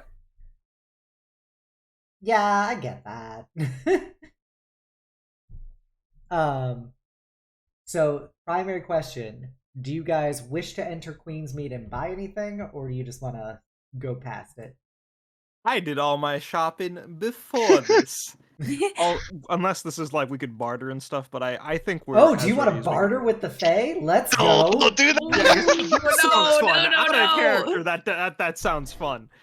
In character though, I think everyone would agree. Hey, let's not spend 3 IRL years here. I could offer you, some nice magic items for the 4th Sunday of every month. I just want to hit stuff. We are but simple creatures, Obs. Oh, Take us to no. combat. We've had enough gay. Oh no. All right. So worried. Is that the consensus? You want to skip Queensmead? I think so. I feel bad, but this Yeah, it must be done. I want to, but I don't have anything to actually do there, if that makes sense. So Okay. So, with that, Ikashi will take you around Queensmead, and through various rolling forested hills where there are, buildings built out of the trees and in the trees that some of them are trees, like you see like literally a giant hole in a tree with a door. And as you proceed along, Ikashi is like, yes, this place is, it seems it's a lot going on. You should come to the Shadowfell sometime. You don't have to worry about all of these things. It's much more orderly, very without any of the assailing smells that happened here. I hope you like black and gray, though. I can't say that I've ever been to the Shadowfell, but Juby looks down at her very bright outfit. Well, not exactly my favorite color scheme, but They say black is slimming.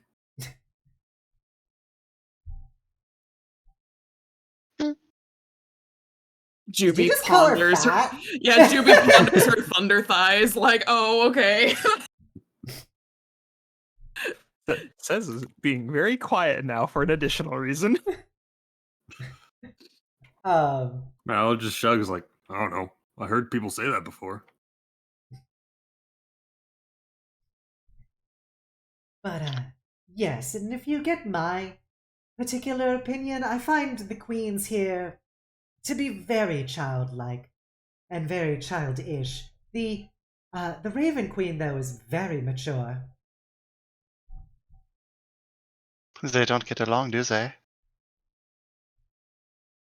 Oh no, not even a little bit. But it's one of those things when you're the reflections and spaces in between. They tend to be looked down upon by such overly extravagant people as the other queens.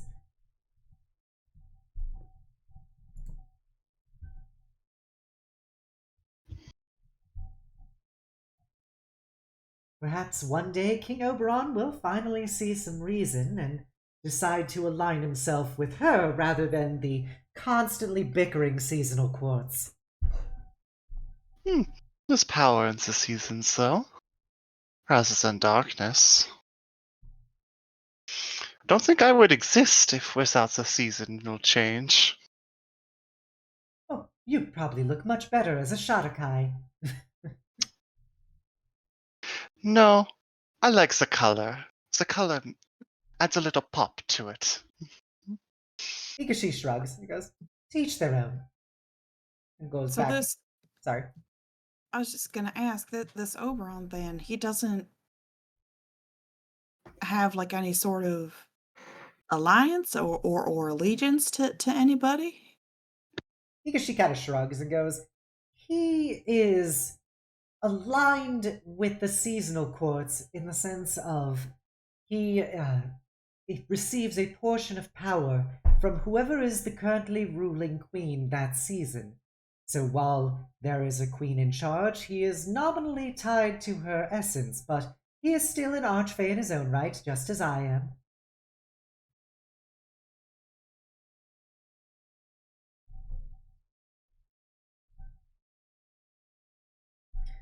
So you're an archfey too. Yes, Damn. oh, all of the knights are. Oh, so you're, I'm assuming, pretty powerful then. Holds up his big paws and does like the very quintessential like anime nya motion. Goes, "I'm very powerful, nya." Oh my god. Oh gosh. Meanwhile, Juby to all the times that like she and Cess tried to stuff him in like little sailor outfits and But yes, I am the Prince of Cats and the Archfey in charge of death. Does that mean there's also a princess of cats, a queen of cats, a king of cats? No. I'm the only ruler of cats. Do they listen to you? Oh yes, all cats are nominally tied to my power. For some reason, I don't believe cats like taking orders. Oh yes, that's the first rule of cat life. So why would they take your orders? He kind of shrugs and goes, I've never actually asked them to do anything before. I guess it's a part of my nature not to ask another cat to do something. I wanted to think I had the ruler of cats and death having cat naps with me in the afternoon. Okay. Well, the ruler of Can you cats really be and death called a does ruler if you enjoy a don't good rule? snuggle and a good snooze. This is a lot to take in. Very cat-like, though. Can you really be called a ruler if you don't rule? Aren't you just a fancy cat at that point? It's not to argue with them, though. With them. I would not recommend getting on the bad side of the ruler of death. I'm not trying to argue. I'm just curious, is all. He's got those like much like a house cat's eyes are like abnormally large for its face. He's like that with his giant purple cat's eyes, and he kind of narrows them as he looks at Malral and goes, "You have a particularly simple outlook." Thank you. It was not a compliment. I'm choosing to take it as one.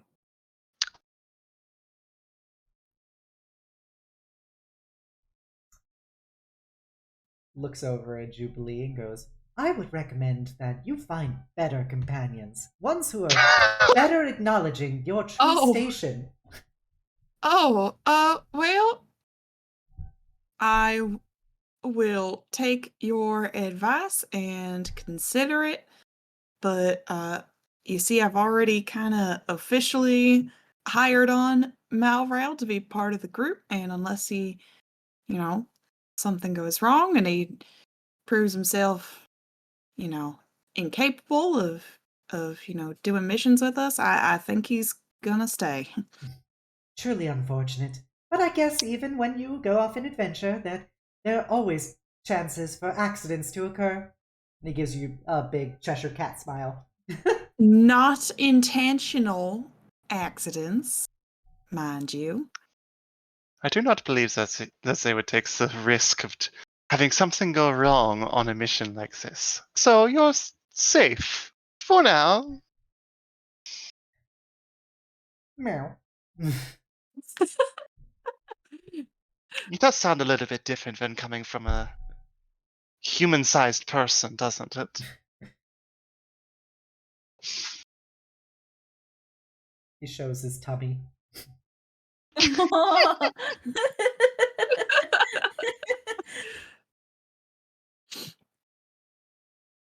He's definitely the same as he was before. Yeah. Yep. You can Definitely keep the Prince shifters. all right. Oh, okay. Thank you, Your Highness.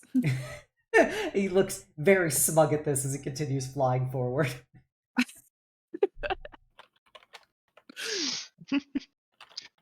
I trust you'll be leaving us after this mission, though.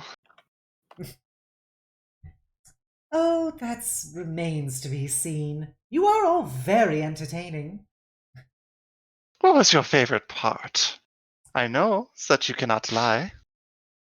I have to say, it's watching your silly little sexual tension and all of the delicious snacks. Oh, the what now? Oh, come now, Jubilee, don't be silly. It's quite Pulls out that. the bag of cat treats he has. But you didn't want the one I gave you earlier. Well, it's insulting when you do it here. I've got to at least keep up some appearances. Lily also makes much better treats. The tension is But quite what about palpable. this? But what about this toy that I made you? What's the toy? It's a tiny little mouse with some catnip stuffed inside of it. He will look at it very intensely. He goes, "It has been noted. It has been noted." Well, if you don't want it, I guess I'll just put it away. Well, let's not get ahead of ourselves. Let's not get hasty. Yep, he's still Prince all right. That's for certain. Offers the toy. He takes it. Starts clawing at it as he's flying. Don't let that distract you now. I put a lot of catnip into it. Oh dear. Okay. Maybe because he's bigger, it won't affect him as much. You see him run into a tree. Oh, okay. Oh, okay. All right. And as he hits the tree, you see the tree just starts to wither and decay and crumble down. Okay. Mind where you're flying, Your Highness. Yes, of course. I just got a little distracted. Right. Still got a job to do, you know. And eventually you guys will exit what you would assume is the main forest as the trees become much more surreal in shape and form. Like they very much go into their non-Euclidean Escher style frameworks as you see a big shimmering wall of darkness, basically, right behind them.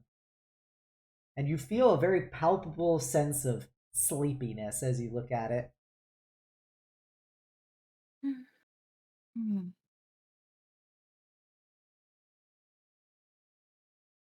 Is this the place then?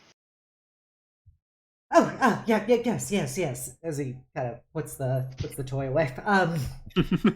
Yes, this should be the border between the plane of nightmares that's currently consumed the forest of broken dreams.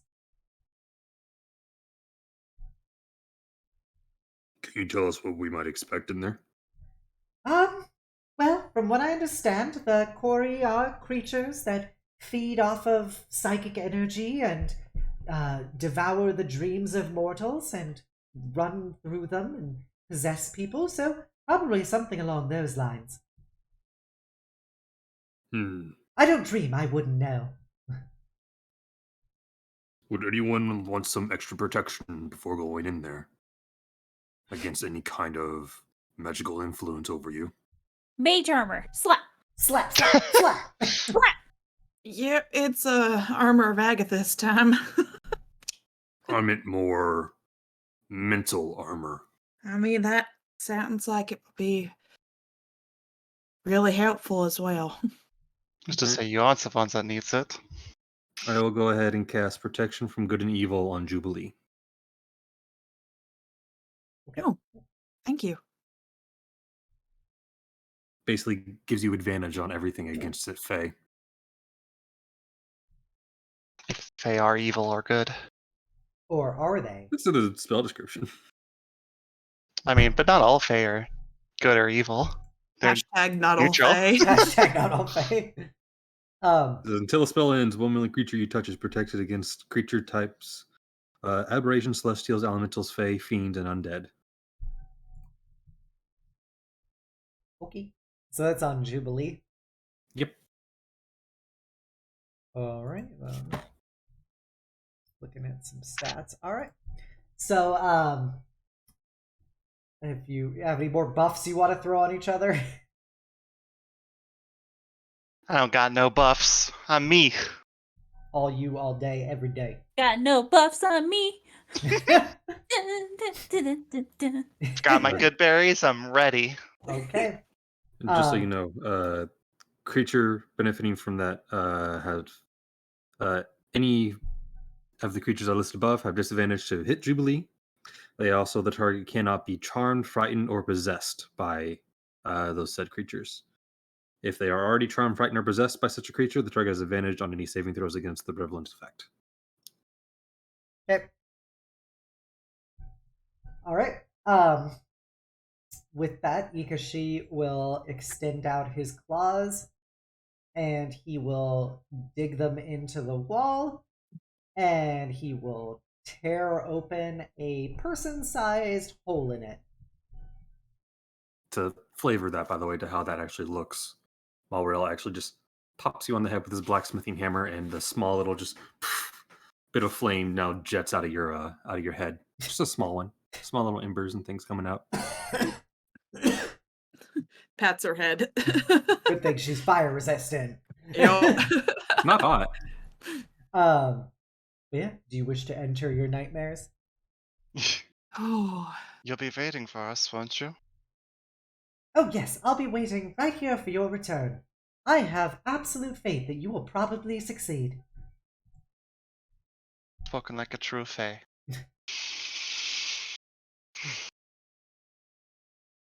I'll be the first one again. I know this is scary. And Fru will step through. Alright, everybody but Fru make wisdom saves again. Fuck! Oh, okay. Well, it's because you don't dream, so. That's true, that's true. Oh, okay. Ooh. We've got some high rolls. Oh, now! +7 doing work though, right? Nope. So as you guys enter this like bizarre, tortured dreamscape, it's very much like what you'd imagine, the Upside Down basically in Stranger Things to look like, with just buildings floating through the air, collapsing in on each other. You see like millions of spectral beings in all kinds of attire, garb, and races, some of which look like they don't exist in Eberron that you are aware of, all just kind of milling about. And you guys pass through them, except for Malral.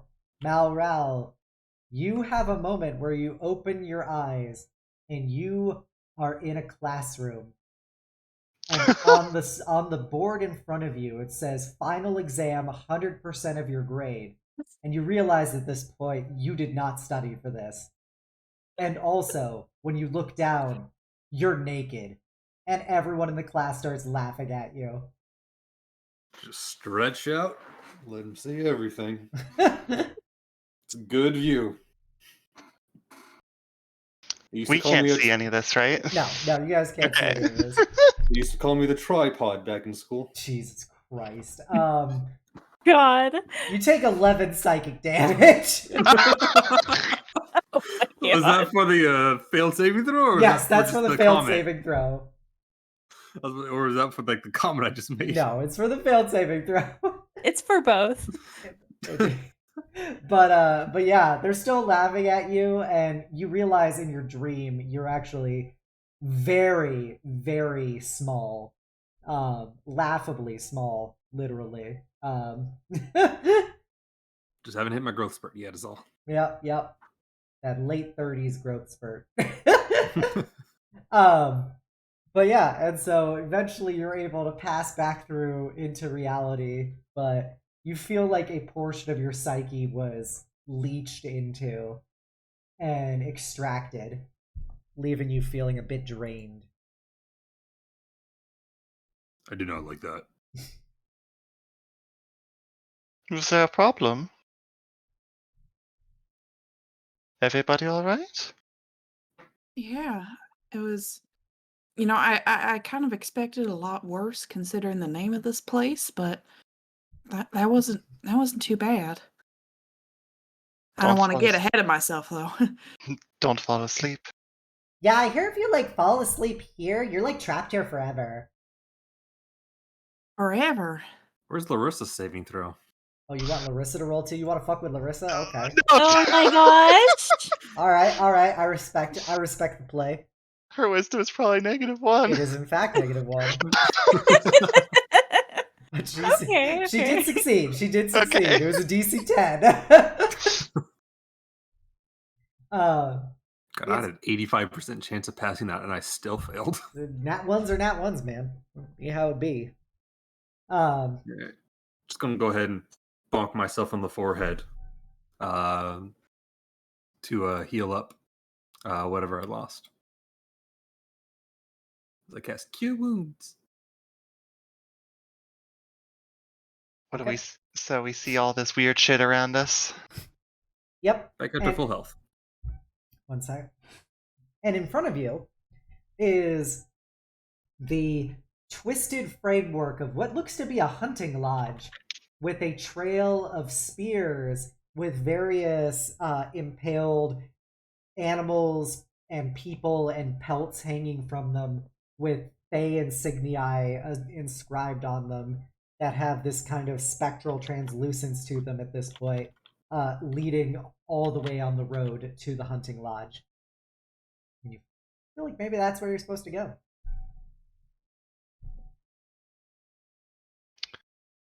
All right. We've followed the path set before us. I don't normally like to lead, but perhaps it's best in this situation. You have my back? Always. All right.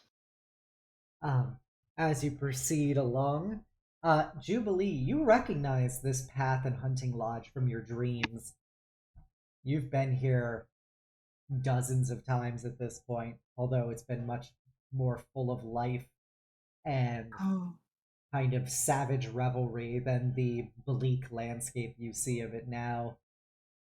And when you enter, you see the grand meeting hall where you used to see the the king's throne before long tables that you shared many drinks with your fellow hunters, and you see the seat you used to take at his right hand, where your companions used to be collared and chained to you, catering to your every whim and being close to you forever. And it's all just kind of an empty, ethereal space right now.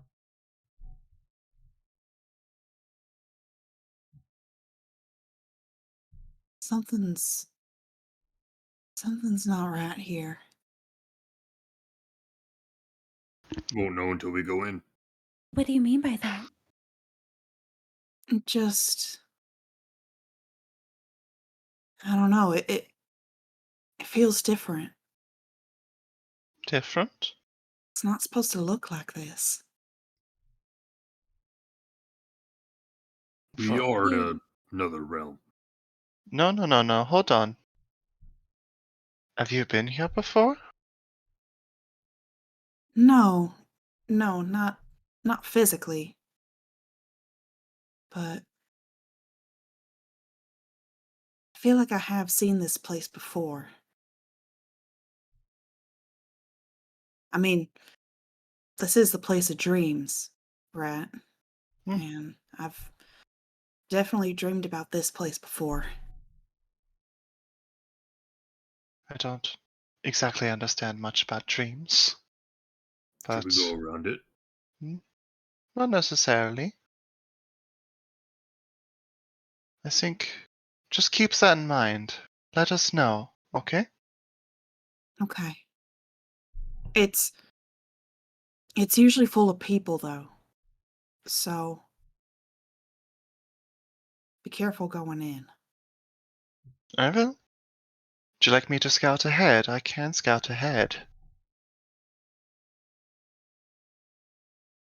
I don't think it's dangerous, if that's what you're worried about. Let's all go forward then. We got your back. Okay. I just want to make sure. Any knowledge of something like this can be helpful. Continue to walk forward. Okay. As you proceed deeper in, you hear, all of you, in your heads, a voice saying, "Why are you here?"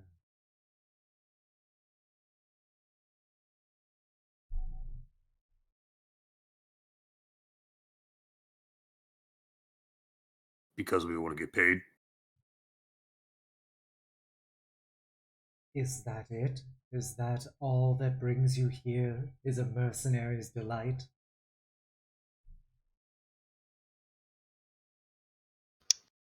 If it wasn't for Usually, the gold, we probably wouldn't be here.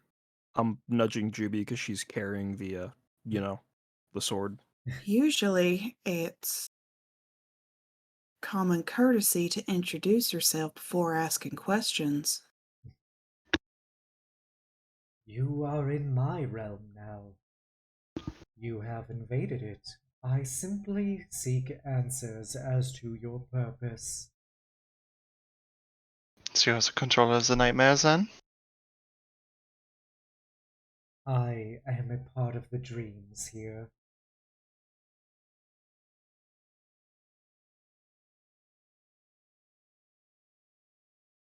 Then, we are here to retrieve something that was stolen.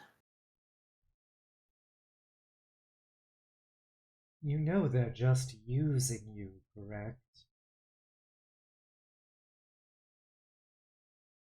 I'm sure that's probably true. Can't go back on it anyway. Made a deal. Deals can always be broken if you have the appropriate intent. Thought that was against one of the rules. I don't think this person is fey in nature. We are They not can't- the Fae. They couldn't dream otherwise. Who are you? I'm the Magister.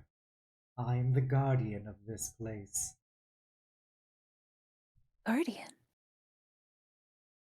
Juby, do you know anything about that? I don't think Juby does. Do I know No, you anything? do not. I was about to say. There should be no guardian of this place. Are you sure that... Pardon my insolence with this question. Are you sure where you belong? Yes, we have taken this, and I ensure that it remains ours. This hall? Yes. The flow of life, not only on the Feywilds plane, but also on the material plane, does seem to be disrupted by what you are doing. Unless there is some other reason that is the case. We are simply expanding into the places that deserve to be ours. These parasites of yours will always view you as toys to be played with. I'm sure they would say the same about you. And Hard yet, for us to make the decision. and yet you believe them, and you have come here just to put them back into the roles that they delight in as they continue to reap your souls.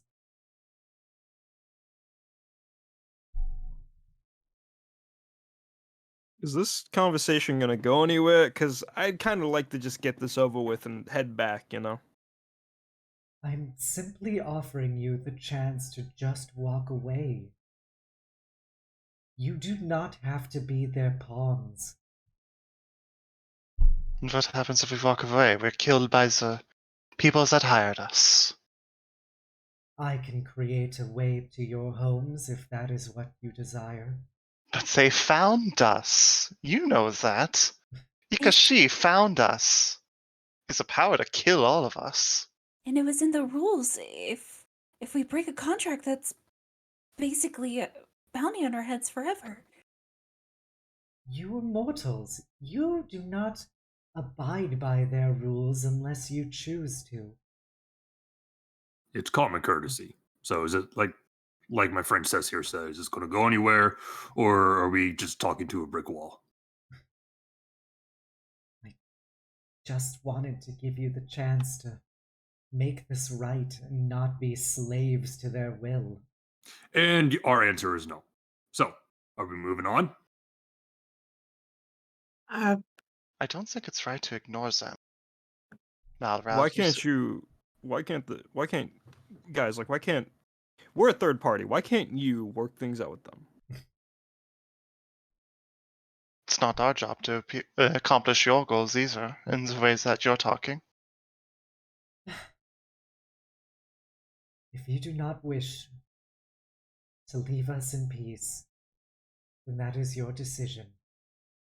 I just hoped that our faith that we place in mortals was deserved. look, I think what this comes down to is you took something that doesn't belong to you. So we're going to have to take it back. So be it. I hope you realize their souls are on your hands, knight. And with that, guys, place yourselves in this little top area where there's a Boy. glowy Oh man, combat. Boy. Everyone make sure to reread your character sheet and remember what you do. thingy. As we Otherwise, hop on over to the battle map. we're all level 5, right? Just double checking. 6. Level We're 6. I need that. Don't forget. Wait, I think I just Jubilee, forgot to you are- update the number. Everything else should be up to date, I think. Jubilee, don't forget you're under the effect of protection from good and evil. Yep. All right. And with that, creatures will begin Yeah, I'm fine. to phase in around you from the nightmare scape. I wanted to also ask. Yeah. I don't know, it's a little late, but can I read the Fey writing that is on the walls and stuff? Oh, yeah. You could read it in Sylvan. Mm-hmm. It tells about great hunts and the many creatures and people that they have felled over Gotcha. probably So this, millennia. this is likely not written by the people that we're talking to, but just No, the Wild Hunt. No. And so, out of the... Well, huh? That's awful close. Hello. So, in front of you guys, out of the dreamscape, you see these twisted incarnations of flesh and tendrils and eyes and claws burst out, and directly in front of you is a rippling portal of screaming faces and, consumed dreams and nightmares that is bleeding into your version of whatever reality is bubbled around you and ripping it apart. And then floating behind all of them is a spectral figure in robes holding a staff of just glowing lights coming from out of the robes. And I believe you all can roll initiative. And That's we what you DM. got. I've seen much worse on the battlefield. Oh, Oh no. All right, get that's him out, better. guys. Yeah, get out all them bad rolls. Get out all them bad rolls. Oh, I can't wait till I'm level 7. I have advantage on this. Oh, pain, Pecco. That roll, it did not. Pain Pecco. Jubilee's so fast, she's not even on a full square. She's I hopping gotta- between. Remind me, I have to drag out Larissa. Yellow the -2. Love to see it. Oh. A lot of different stat lines here.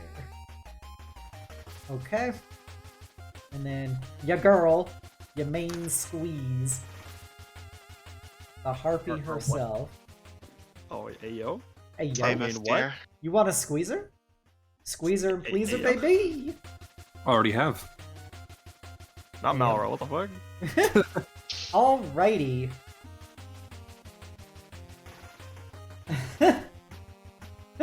The Rave Wizard. Alright, so first up, the Night Terror will go. What is the Night Terror? Because I have stat lines for all these things. Ah, yes, now I remember the Night Terror. Okay, it's gonna start off by extending some spiked and,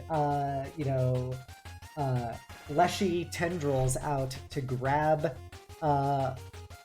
Bruling, Larissa, It makes sense. Page. Oh. 3 people in the back. You wouldn't look at Fru and think this, And- but he is one of the 3 squishiest members of the party. And Malral, sorry. Those are all 4 people in the back are gonna get tendrilled, but I'm not gonna hit Malral.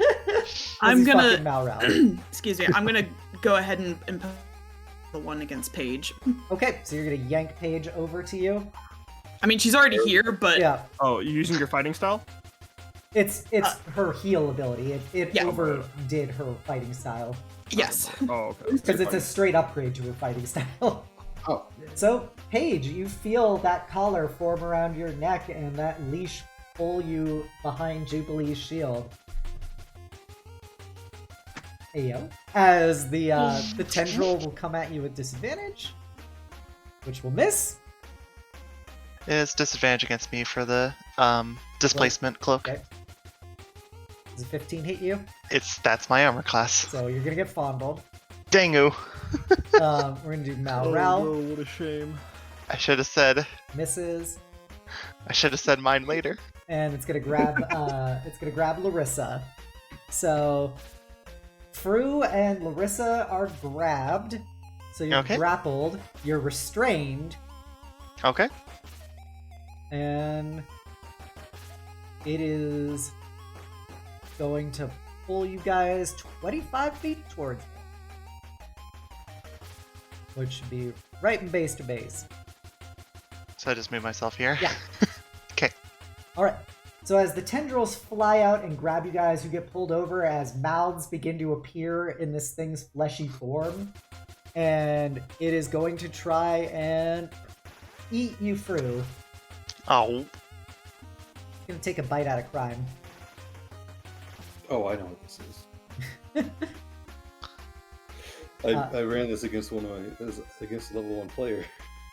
All right, Fru, an 18 hits you. Yep, that's right.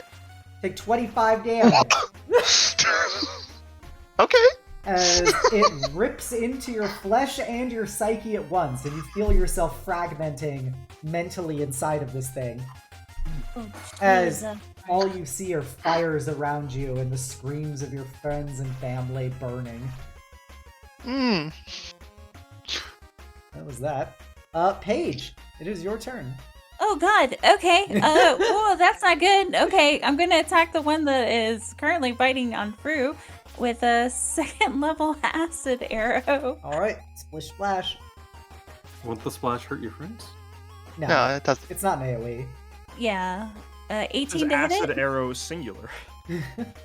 Does an 18 hit? That's a very good question. It does. Okay, great. So that would be 9 acid damage. Okay.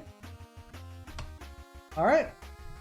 So your little. And gonna shift. You're gonna do your battle shift. Do what Let it Does down. acid Get me more damage temporary hit do, points.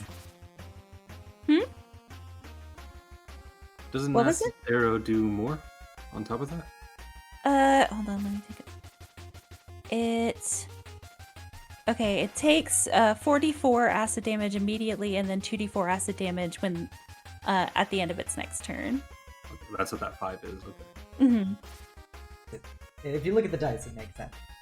All right, so yeah, you splash it. You see its form begin to bubble and sizzle underneath the gloop glop. But it just starts mutating around it and still seems to be pretty feisty. Yep, I'm gonna go ahead and snag that 7 extra temporary hit from shifting. And, Jubilee, what do you do? I smack it. The big portal thing in front of you? Uh-huh. Okay. I attempt to anyway. Okay. Gonna take out heal, and I'm gonna slash at the portal, I guess. Okay. Slash the portal. Natural 20. You hit. You fucking hit. For 17 slashing damage. Okay. You take 8 psychic damage as you cut into it. You feel it pulling your arm and essence inside of it. Ouch. I heal back for 7. Well, you healed the damage, -1. Yo. Does that count as like a hit on me per se? It's not a hit on you, it's just whenever you hit this thing, you take some damage if you're within 5 feet of it. Okay. Alright. I was just wondering because of how Armored Agathis works. Yeah, it's not an Armored Agathis trigger. Gotcha. Okay. Ouch. Alright. I don't really have many options other than to just do it again. And hope I heal back. Okay. Roll your attack. Oh, I don't know why it went twice, but that's a 15 to hit. That hits. Another 9 slashing damage. Okay. Another 8 psychic damage. You mean 5, right? Yep, I mean 5, clearly. Alright. Anything else? I was considering using one of my new bonus action abilities, but now that I know it hurts when you touch it, I think I'm gonna hold off on that for now. It is specifically melee attacks that trigger it. Oh no, I was just am saying aware. if you wanted to cast spells or anything. No. I don't have spells for bonus actions that would be applicable. So I guess that'll be my turn for now. Okay. Fruling, you're currently restrained. I can just phase step out of that, Yeah, you though, I can. think. Yeah, you Yeah, can cheat. so. Being a phase cheater, you know, we get I know. I'll cheat. I don't really know where to go that's safe, though, so. Safety is very subjective. Yeah, so I'm just gonna go ahead and teleport, like, over to here, like, sort of behind it. Okay. Just since it was so rude to me, I'm just gonna, fire 2 bolts into it, or attempt to. Okay.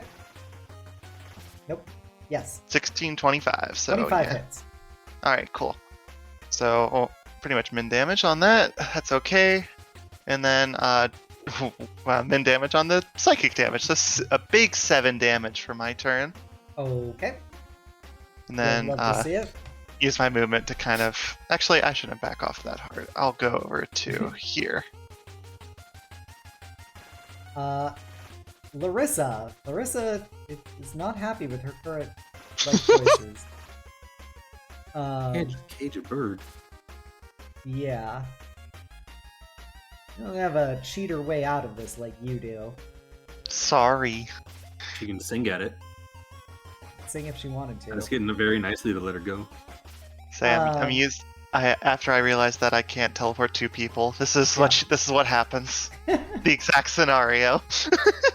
She goes, now Ral, you better come fucking help me! And you get a bardic inspiration. Okay. And I have to double check how you get out of this. It's a DC 15 escape check. So,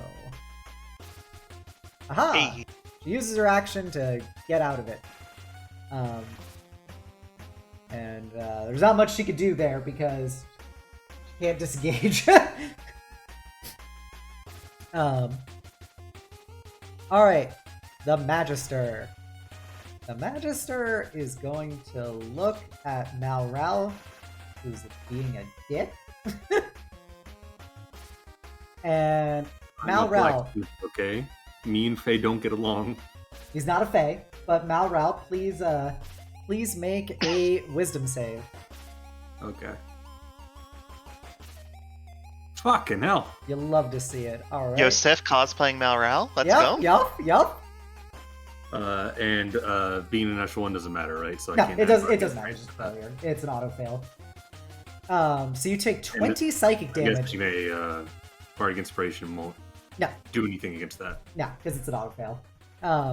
Okay. You take 20 psychic damage as it thrusts into your mind and begins ripping holes in your psyche. And then it is going to look at... well, it's going to try it to Cess, who is the other sassy person. Cess, make a wisdom save. I do not like this. That is a 16. Ooh, that's a pass. You take half damage. Oh, Oh, you take 11. 11 psychic. Every As, barbarian's worst nightmare. as it begins feeding into all of your insecurities and just ripping them apart. Alright. Cess, it's your turn. Okay, listen, I'm gonna keep it real. There's like 3 very large things that I wanted to hit. Like, this one has Larissa, but Larissa asked for Malral's help. This thing hasn't moved yet, so I'm like, maybe I should stop Goes it. after you do. Yeah, that's right. It's gonna be interesting to see what it does. This thing, it's right here, but him. I'm gonna. Yeah, it's cool if I just beat the shit out of him. He said he fucked your mom. It's true. Okay, that's all I need to hear. It's especially awkward because she's dead. I'm gonna bonus action Ridge. This just rolls up the sleeves and like the big ass like muscles come out. I'm gonna beat the shit out of you. Okay. Alright, you know what? I'm raging. I'm gonna reckless both these attacks. Alright, you'd love to see it. Mania on the first one. That's a... Oh, wait. Advantage, right? I'll roll that one more time. Yep. You hit. Okay. That is a... Oh, wait. Ignore the force. I forgot to turn that off. But that is... Should be 11 because of 11, rage. yeah. Unless your rage is up to +3 already. I don't know when it No, upgrades. it is 11. Okay, so you hit once. Okay, next attack, I'm still recklessing. Here we go. 28. Hits. Yep. That is 13 slashing damage. Okay. Yeah, you start tearing into him, and you see the energy just kind of dissipate as your razor sharp fists start ripping him apart, and you feel a psychic scream in your head. I keep powering through thinking the scream will stop as long as he stops. Stop breathing, I stop thinking. That's a theory. Alright, the Night Terror is going to walk forward. And it is going... Or the Night Horror, sorry. The Night Horror is walking forward. And it is going to try and... I see where you got the stat block. Yeah, it's going to try and impotently try and hit you. You've already given up at hitting, Malorel. I love it. Yeah.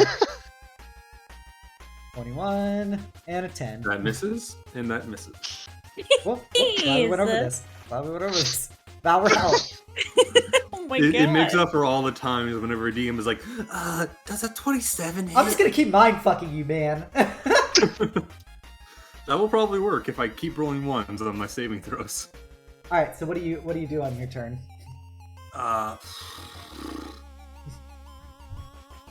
Larissa asks for help. But if I move, that leaves Paige open. So I'm gonna look over at. Did Larissa get hit? Hurt at all? No, she got pulled in. She just broke free of a tendril, but she can get tendrilled again on her turn. I mean, on the bad guy's turn at the top of the initiative. And these things are not considered celestial, fae, fiend, or undead. No, they're a different subtype. They are an applicable subtype to good and evil for Jubilee's purposes. Oh, I was about to say, because if not... Because they are aberrations. Aberrations. I don't think mine... Does it say aberrations in the spell? Good and evil is aberrations. Oh, then yeah. They're gonna put Fae under that, then they better put fucking aberrations. Aberrations. Yeah, I will keep concentration on that then, so Jubilee can keep getting that disadvantage on to hit her. Yep. Bonus action. I can cast. No, I can't cast more than one leveled spell at a time, can I?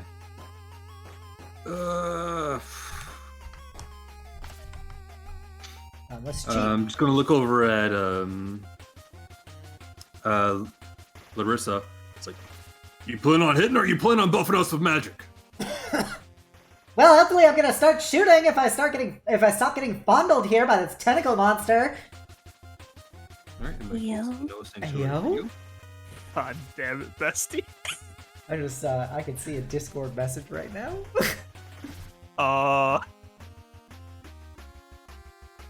Man, would it be kind of crazy if, Paige got grabbed next? I really tried, but Jubilee stopped me by putting her in bondage.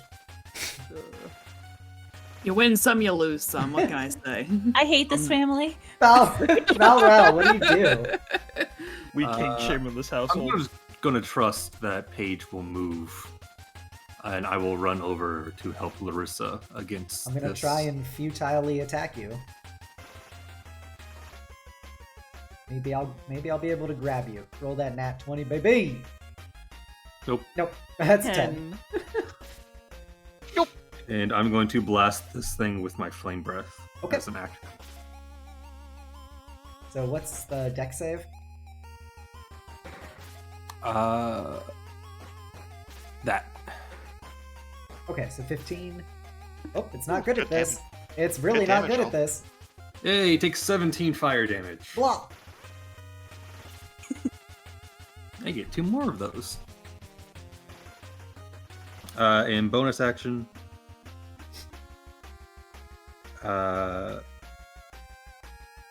Mass healing word on myself, Fru, and who else was hit? Someone else was hit. Larissa. No, Larissa hasn't taken damage yet. She was hit by the tendril. I have been hit, but I'm fine. I've been hit too, but it's your boy D12 hit die. Creatures, so I'll just do it on everyone. Yeah. Yeah, so everybody can get healed. How much? Hit me. 1d4 plus my thing. 1d4 plus wisdom. 7. Everyone heals everyone. 7. Max roll. You'll love to see it. Big. Is that it, Malral? That's all I can do. All right, the Nightmare Rupture's turn. Sorry for taking so long. Being cleric is hard. Sounds like a skill issue, mate. Get fucked. Sounds like the fact that I have to change my plan on the fly every 5 seconds. I'm gonna fondle. Marshall I'm gonna fondle Cess over here. What? Hey, Cess. What? A tendril of fucking nightmare is gonna try and wrap itself around you. Oh, that is not good given how our insecurities are already being attacked. Yep. Does a 20 hit? Oh, yes. You take 8 bludgeoning and 26 psychic. So 4 bludgeoning My and gosh. 26 psychic.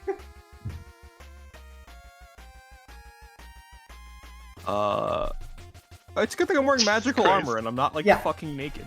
Yep. Okay. Okay, so it should be fine. That second power I can ignore. The damage.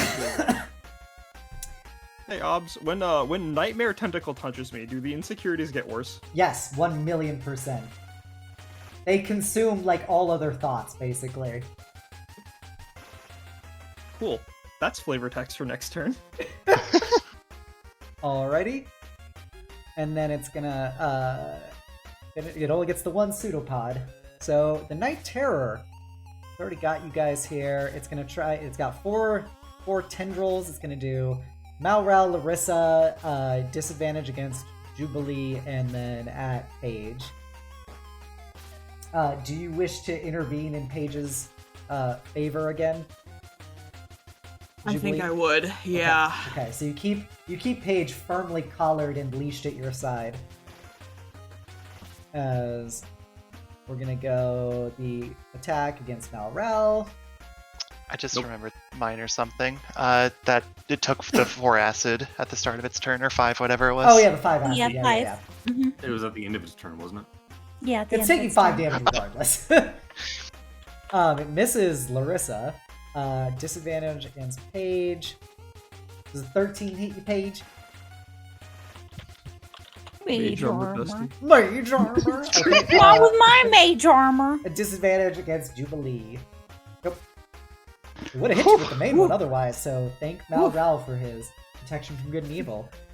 So, Thank you. so all of the tendrils missed, which makes him big sad.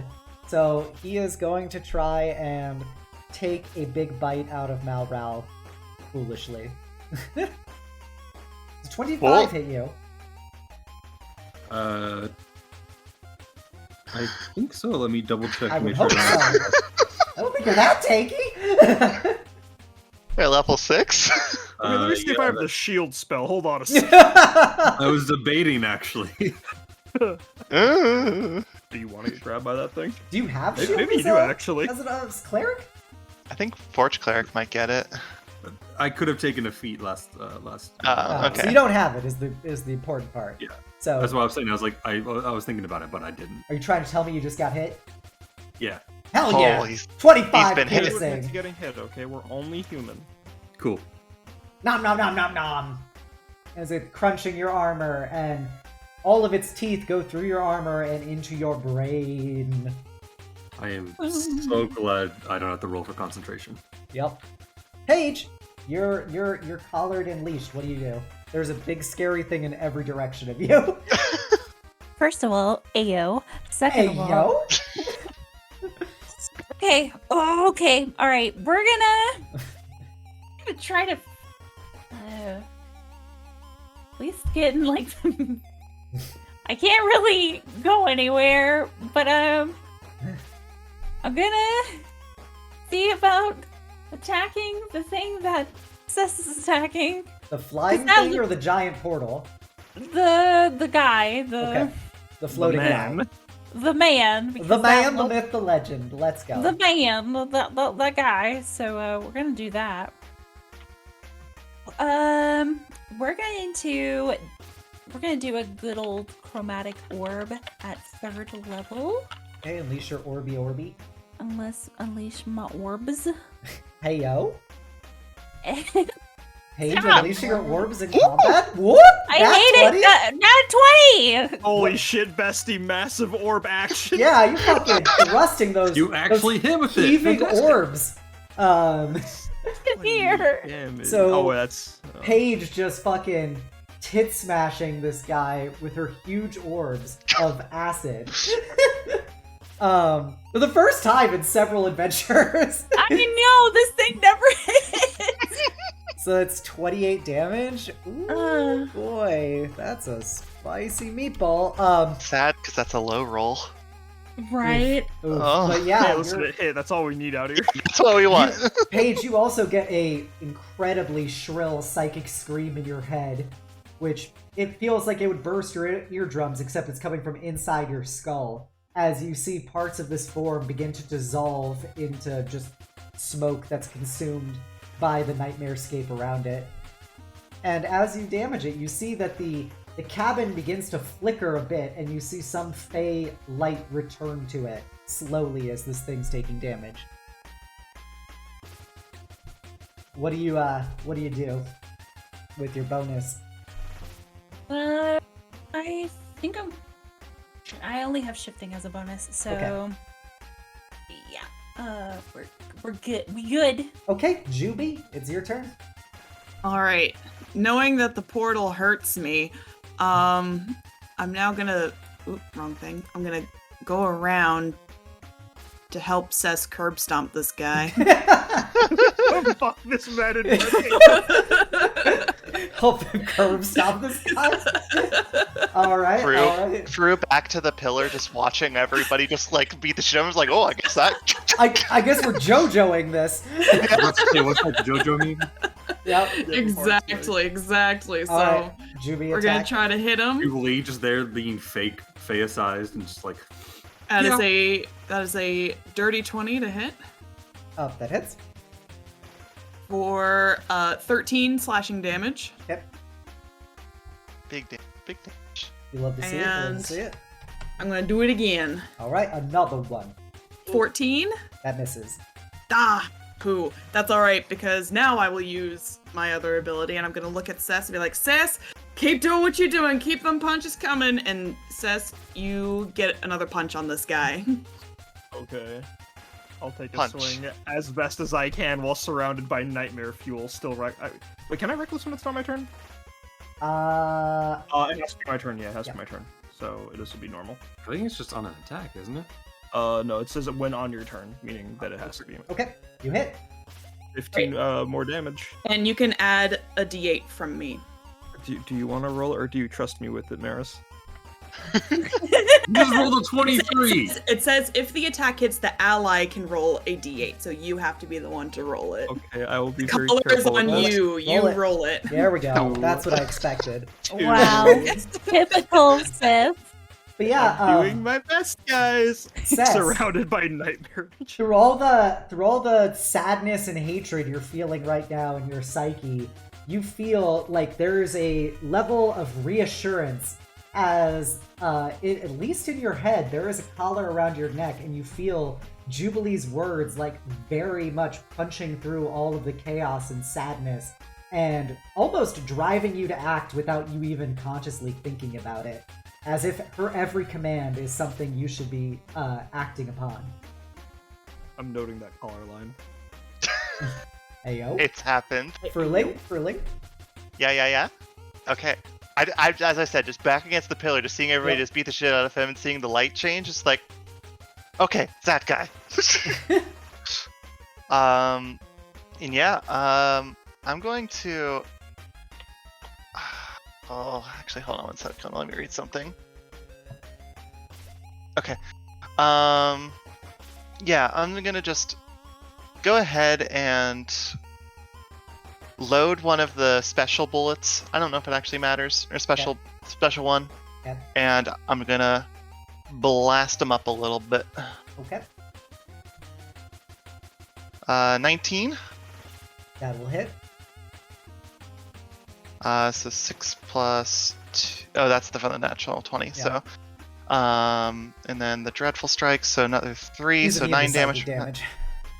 Gotcha. No problem. But but I'll roll the 1d4 for the bolt if it matters. It's 2. Okay. Good enough. Good enough. And then pump another just regular bolt right into him. Yep.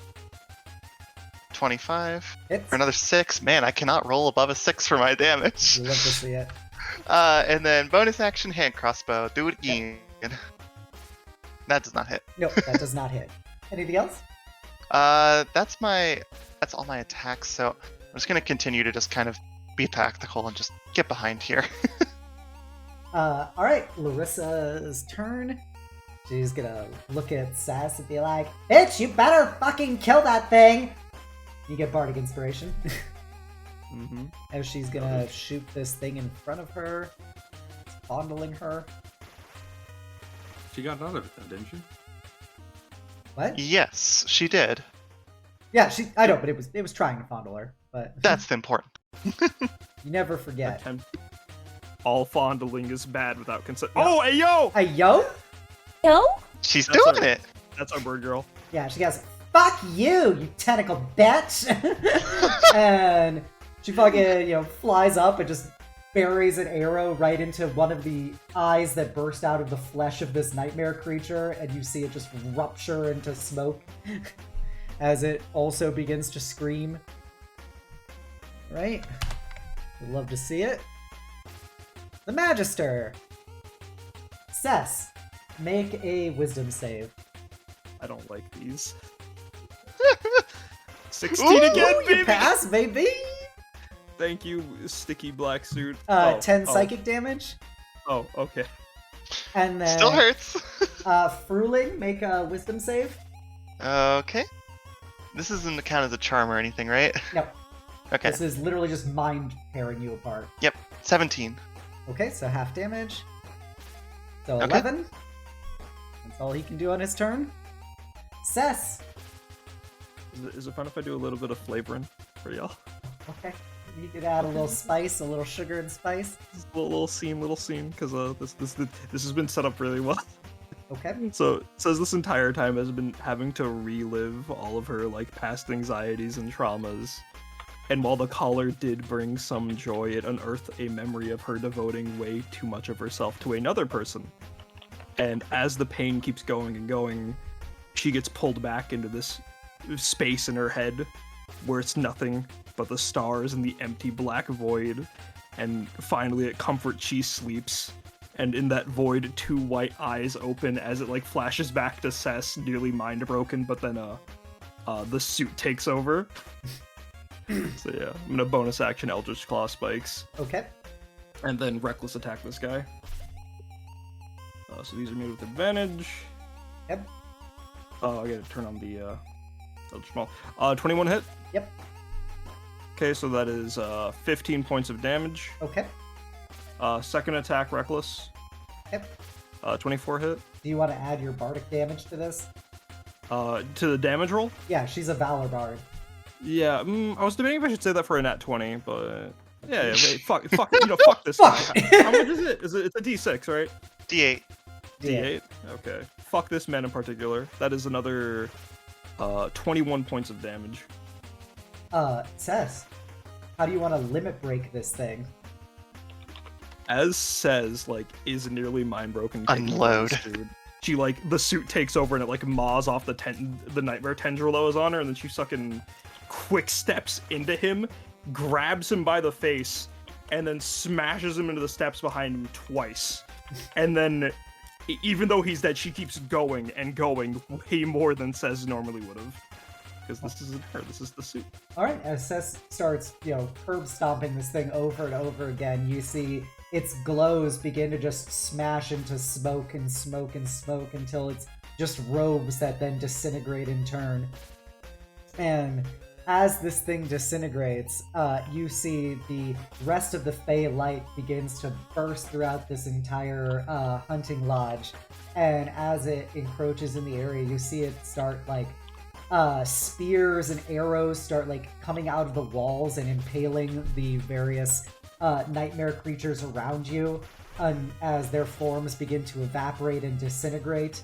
And then a multicolored blue, purple, and green flame starts in the hearth of the fireplace as everything around you is gone, and you are now in the meeting hall that is entirely empty.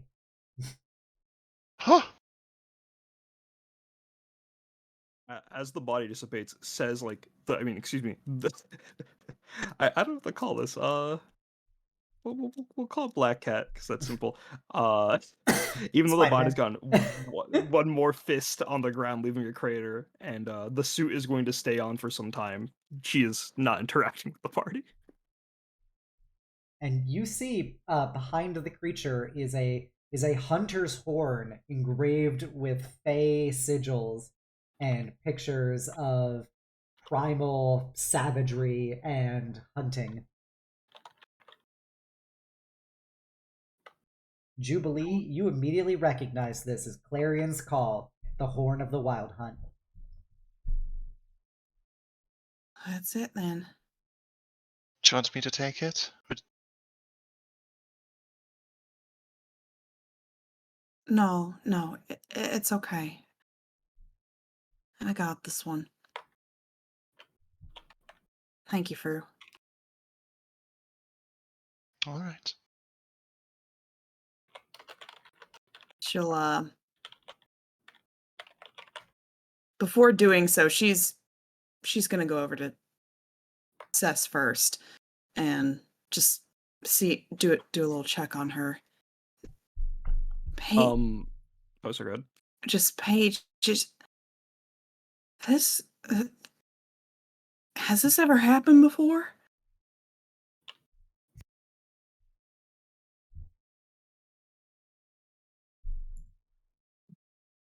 So you're asking Paige about Cess getting taken over? Yes. Okay. She's kind of leaning over to Cess, like trying to give her a little shake. Like, I don't know. It actively tries to like move away from Paige, and the bit of goo on it, I'm imagining, because of the Fey influence over Juby, sort of like squirms and rises up as the body takes a step back from the two of you. Cess, are you okay? What's wrong? The eyes like squint a little towards you two as she takes another step back and then does the hand motion as if to say go on.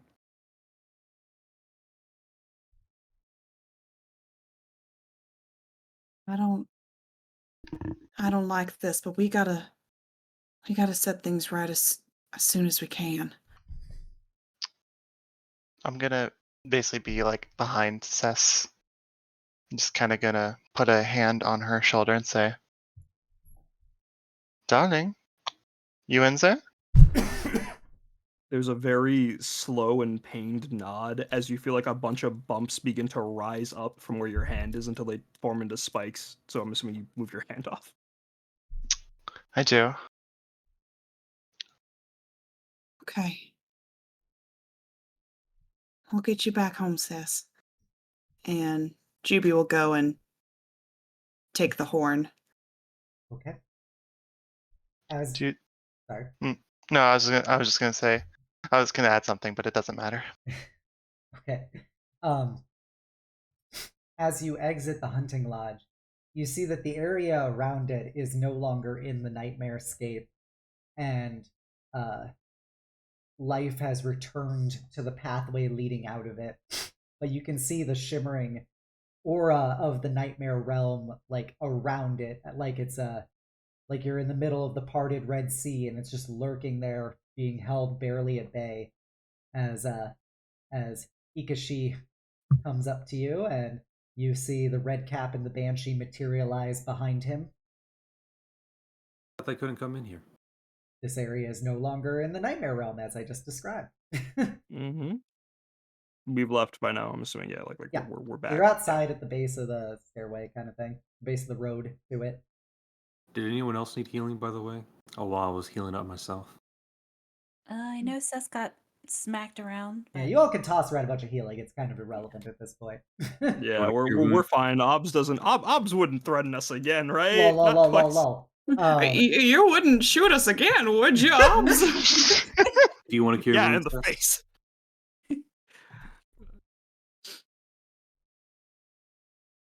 Is that So a yes or no? I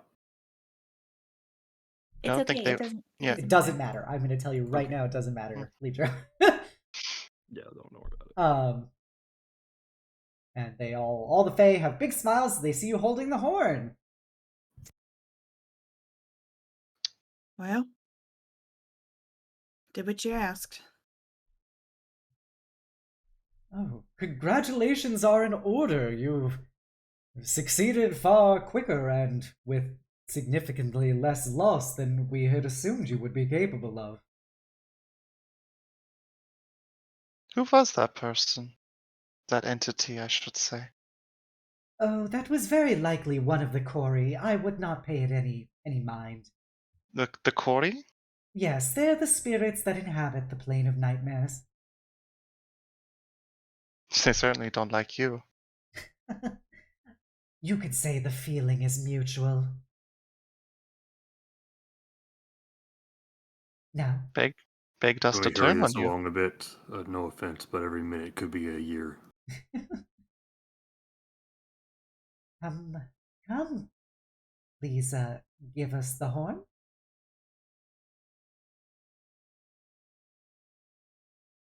As the Banshee extends out her frostbitten hands. Juby will very hesitantly hand it over. Okay. And as she takes it, she gets a big smile, God. and she will hand it to the red cap, respectfully, and he will blow it, and you guys don't actually hear anything.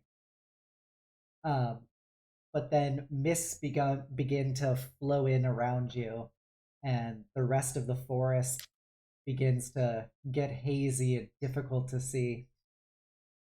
And the red cap will smile at you all and say, "Oh, thank you for your service. Now we can speak to our lieges and get the seasons to return to the proper cycle. You will be compensated upon your return to the material plane."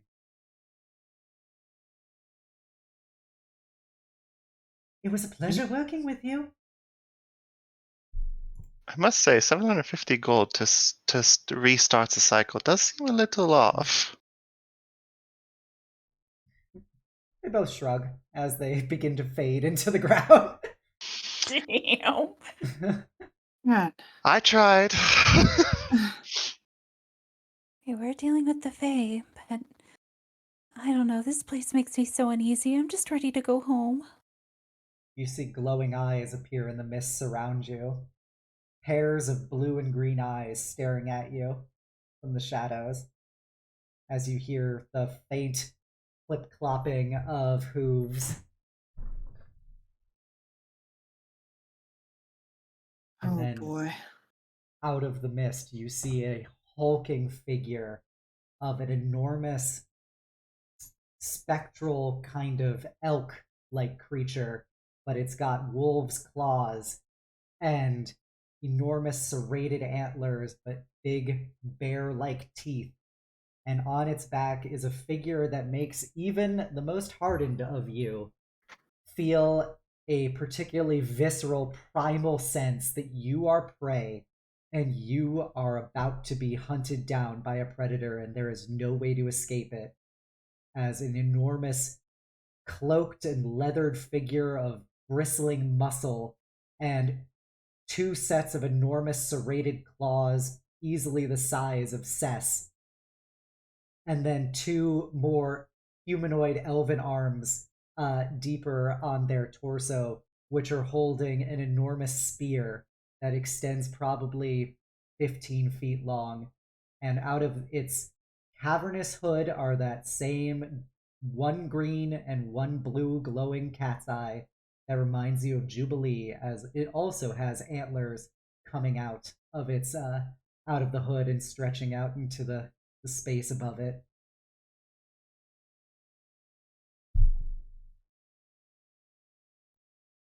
Oh boy.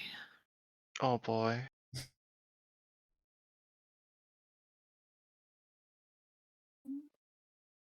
"You have my thanks," says the deep voice atop the elk.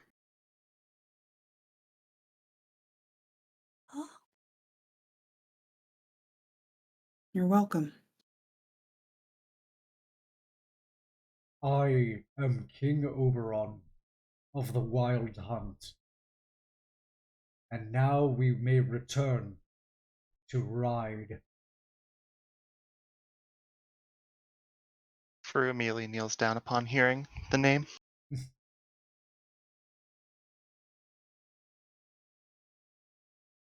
looks at all of you, and then looks at Jubilee. The time has come. You have become one with the mantle. It is now time for you to make the most important choice that you can ever make.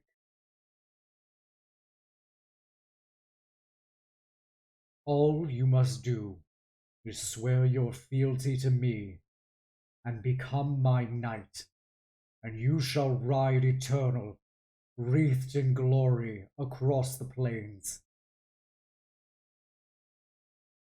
Do you accept the burden that I place upon you and reap the rewards that come with it, my knight?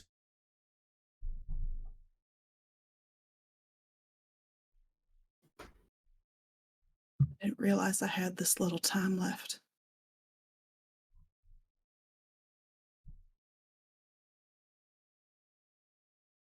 And she'll just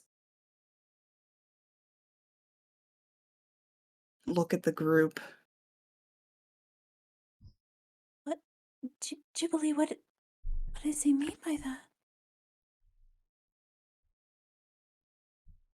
You remember how we were told not to make a deal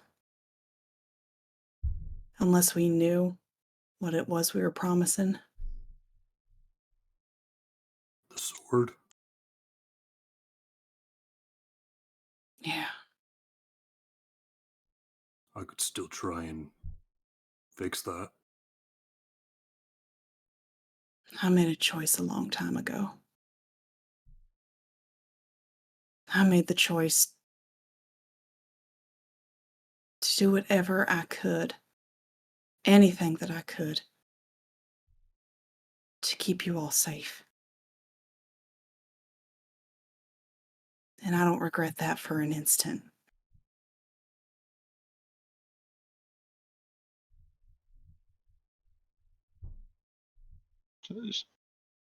You're not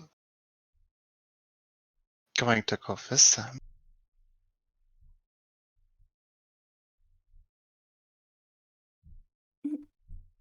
No, right?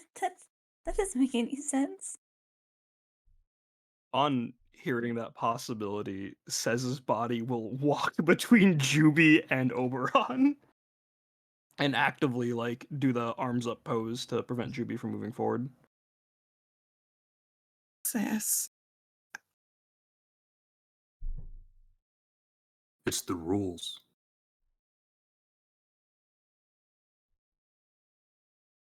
Oh, no. That only happens when you make a deal in the Fey realm itself.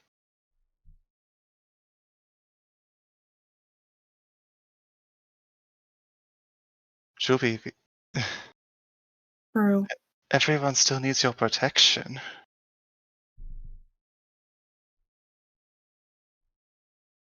My goal was to keep you all safe and to keep you all strong enough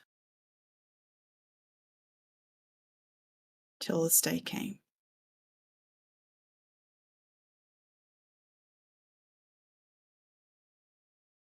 Remember how I said I trusted you, Fru? I trust you all to take care of them. What I don't understand. You're gonna go away forever? You're gonna stay here?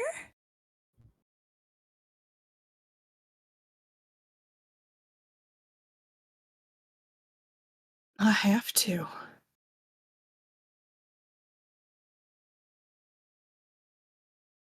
I have to. I knew this day was coming. That hole there. It's mine. Malrail takes a step forward. Is this what you want? 'Cause if not, we'll help you. No. Buy Get you the hell now. out of here. We don't just let her go. Upon hearing Fru actively say we don't just let her go, Says is gonna try to grab Jubilee so they can make a break for it. Very awkwardly trying to push her towards Fru and the others. Malrail continues as well. If this is what you want, I won't stop it. But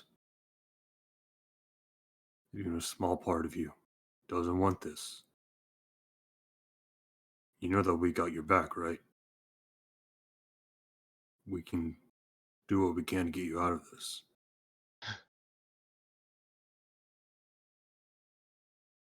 I know. But if what's going on is true, and someone has to take up this mantle to protect everyone else from these creatures that we just fought, Then have it be someone else. You picked up the sword just like anybody could have. I chose it.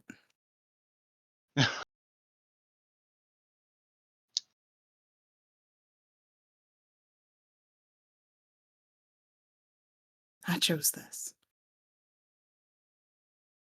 But I what, just, what about our book club? There's so many things we were supposed to do. I feel like we were just becoming friends.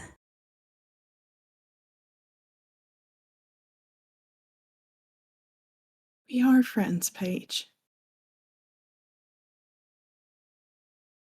We are. And it pains me to leave like this. It wasn't what I had planned. Not so soon, anyway.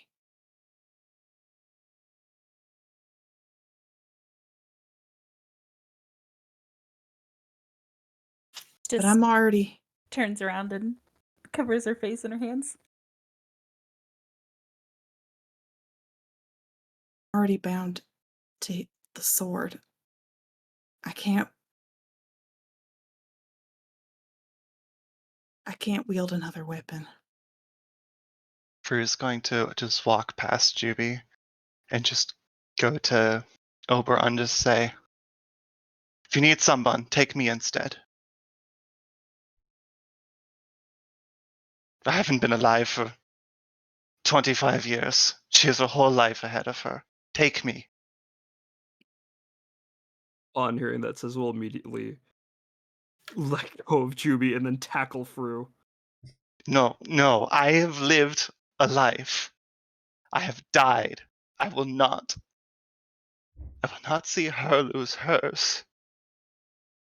Oberon will look down at you two, and then back to Jubilee, just a slow, methodical gaze. Jubilee, Baneshield, Ravamon, do you swear to serve me and assume your life as the Houndmaster of the Wild Hunt?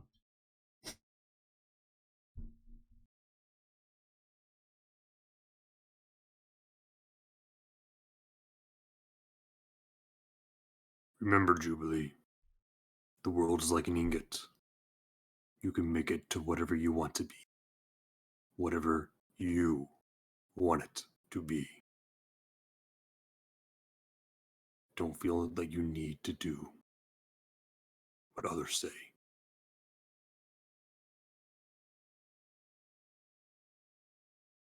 I will make it as I want it to be. Nothing's changed. I will always keep you safe.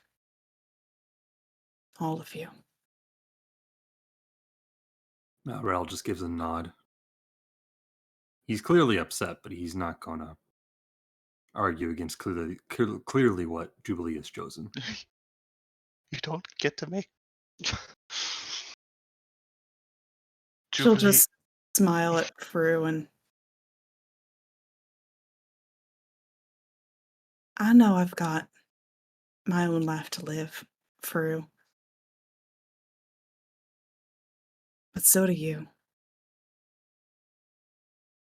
I think it's time you woke up.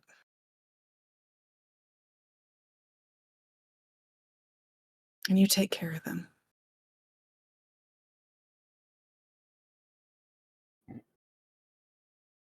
And yourself.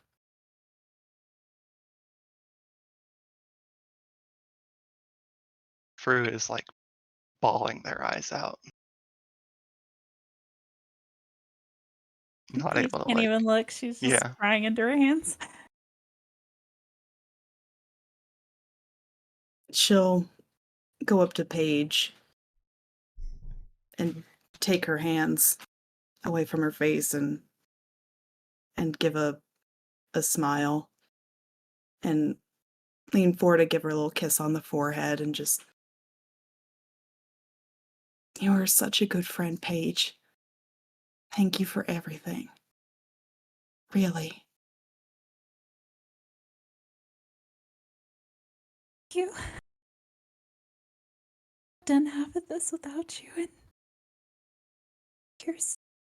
I know that you're still you, no matter what happens. Very You know what great. you know what I think, Paige? I think you're going to be the strongest one of this group.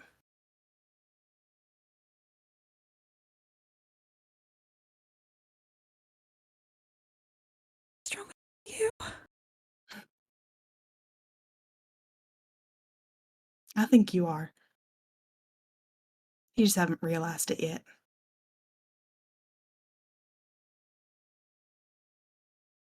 Kind of lean in and hug her as tight as possible.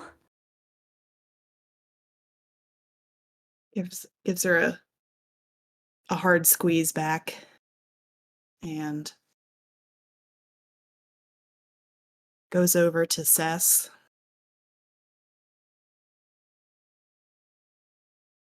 Cess, can you hear me right now? The head lowers a bit. Do you try to caress the cheek? She'll try. As your hand reaches toward it, it looks very painfully, but you see half of the goo sort of like peel off of Sez's face as you see her eyes open and look at you, and tears start flowing out. And she immediately runs and like forcefully hugs you. She'll hug you back, goop and all, and just say, Cess, I'm so sorry. This, this isn't fair. I know. We did this job. How do we get to lose you? I know. Please just say you don't want this. Say we'll fight them. We'll fight everybody. Just say you don't want it. You're not supposed to lie in the Fey realm. Just don't go. Peace. Will I sit on the beach with? You know, Cess,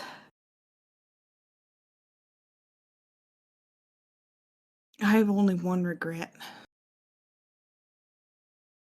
Just the one. Despite the many mistakes I've made over the past several months.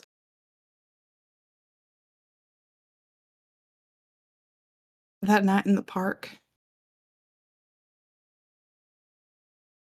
I regret not kissing you then. 'Cause I was Well, scared. I'll give you as And many kisses as you want. Just stay. Cess, you deserve someone who loves you without fear of being scared.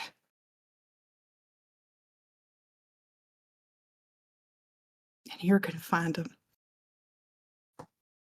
'Cause you're one hell of a gal.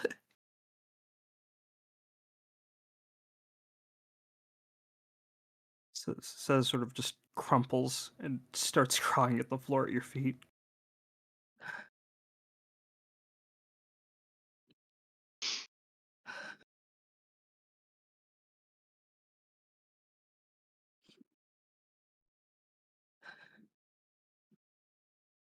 The time is now, my knight. Do you swear? Don't worry. I'll watch their backs until you get back. Yeah. Till I get back. She'll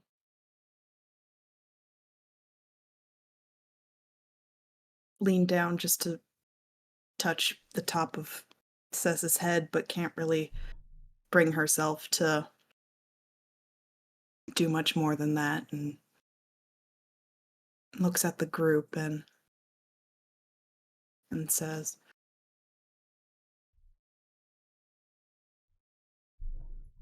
"It really was a pleasure working with y'all. And I'll never forget you, never. I'll see you soon, okay?" Jubilee. Can you come here for one moment? I promise. That's all. She'll smile and nod and go over to Free real quick.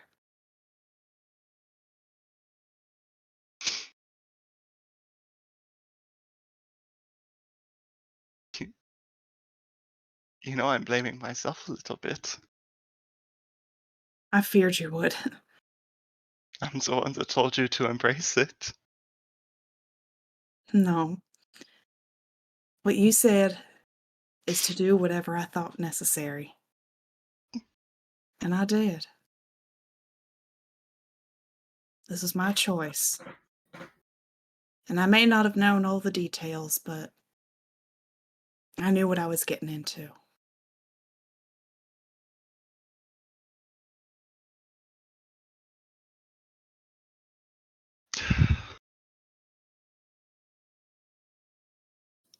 It's Ilya.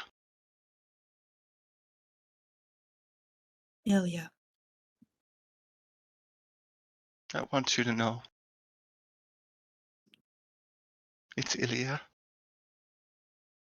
It's a pretty name. Should use it more often. I will soon. Should come visit her. That sounds nice.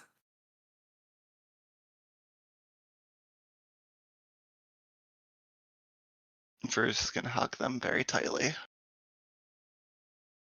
She'll give you a hug back.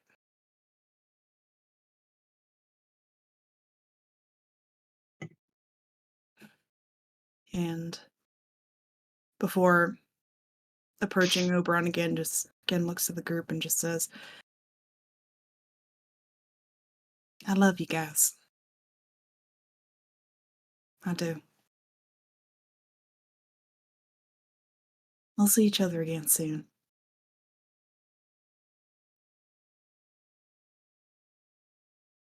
And smiling to the bitter end, looks over at King Oberon and gives a nod. Says, I'm ready."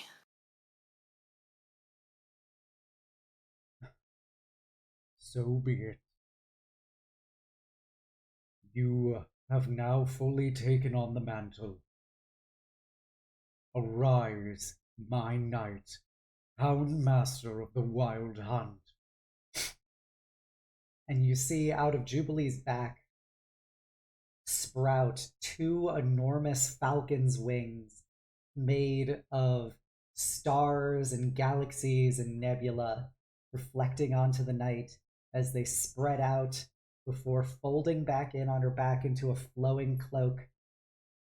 And a spectral horse comes out of the mist to go stand next to her. And one by one, you feel a near ethereal collar around each of your necks opens and falls to the ground before dissipating. And one lingers on Cess a bit longer than the rest, before it in turn also disappears. And now you hear the clanking of chains coming from Jubilee in her new reborn form. Come, my knight. We must gather more to our side. We have much to do to make up for what has been done.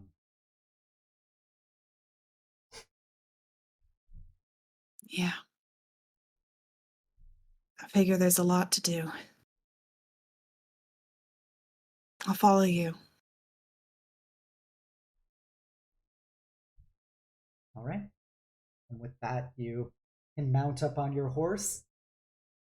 And with one last look at the party, King Oberon will say, "You have done well. In your time of greatest need, you must only call, and we will ride to your side again."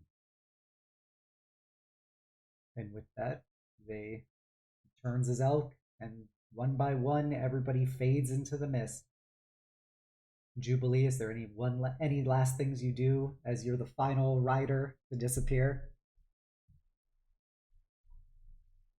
Gives a nod and a big toothy grin and just says, "Take care of each other. I'll always be taking care of you."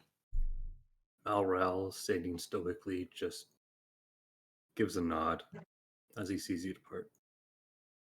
All right. And with that, we will end the session here for the night. I fucking hate this. One more I fucking line. hate this. I hope you One all more had line. fun.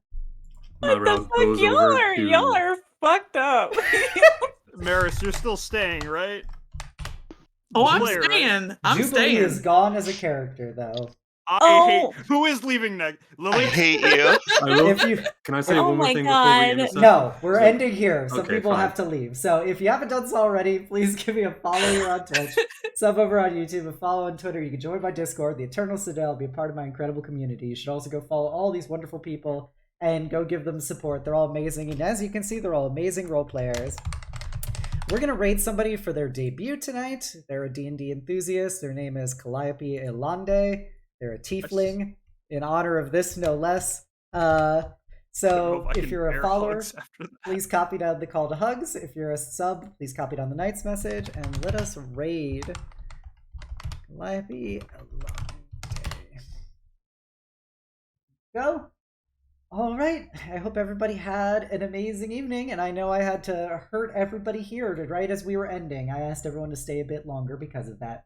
All right, everybody, have a great night and the sweetest of dreams. Bye. Bye. Bye. Bye.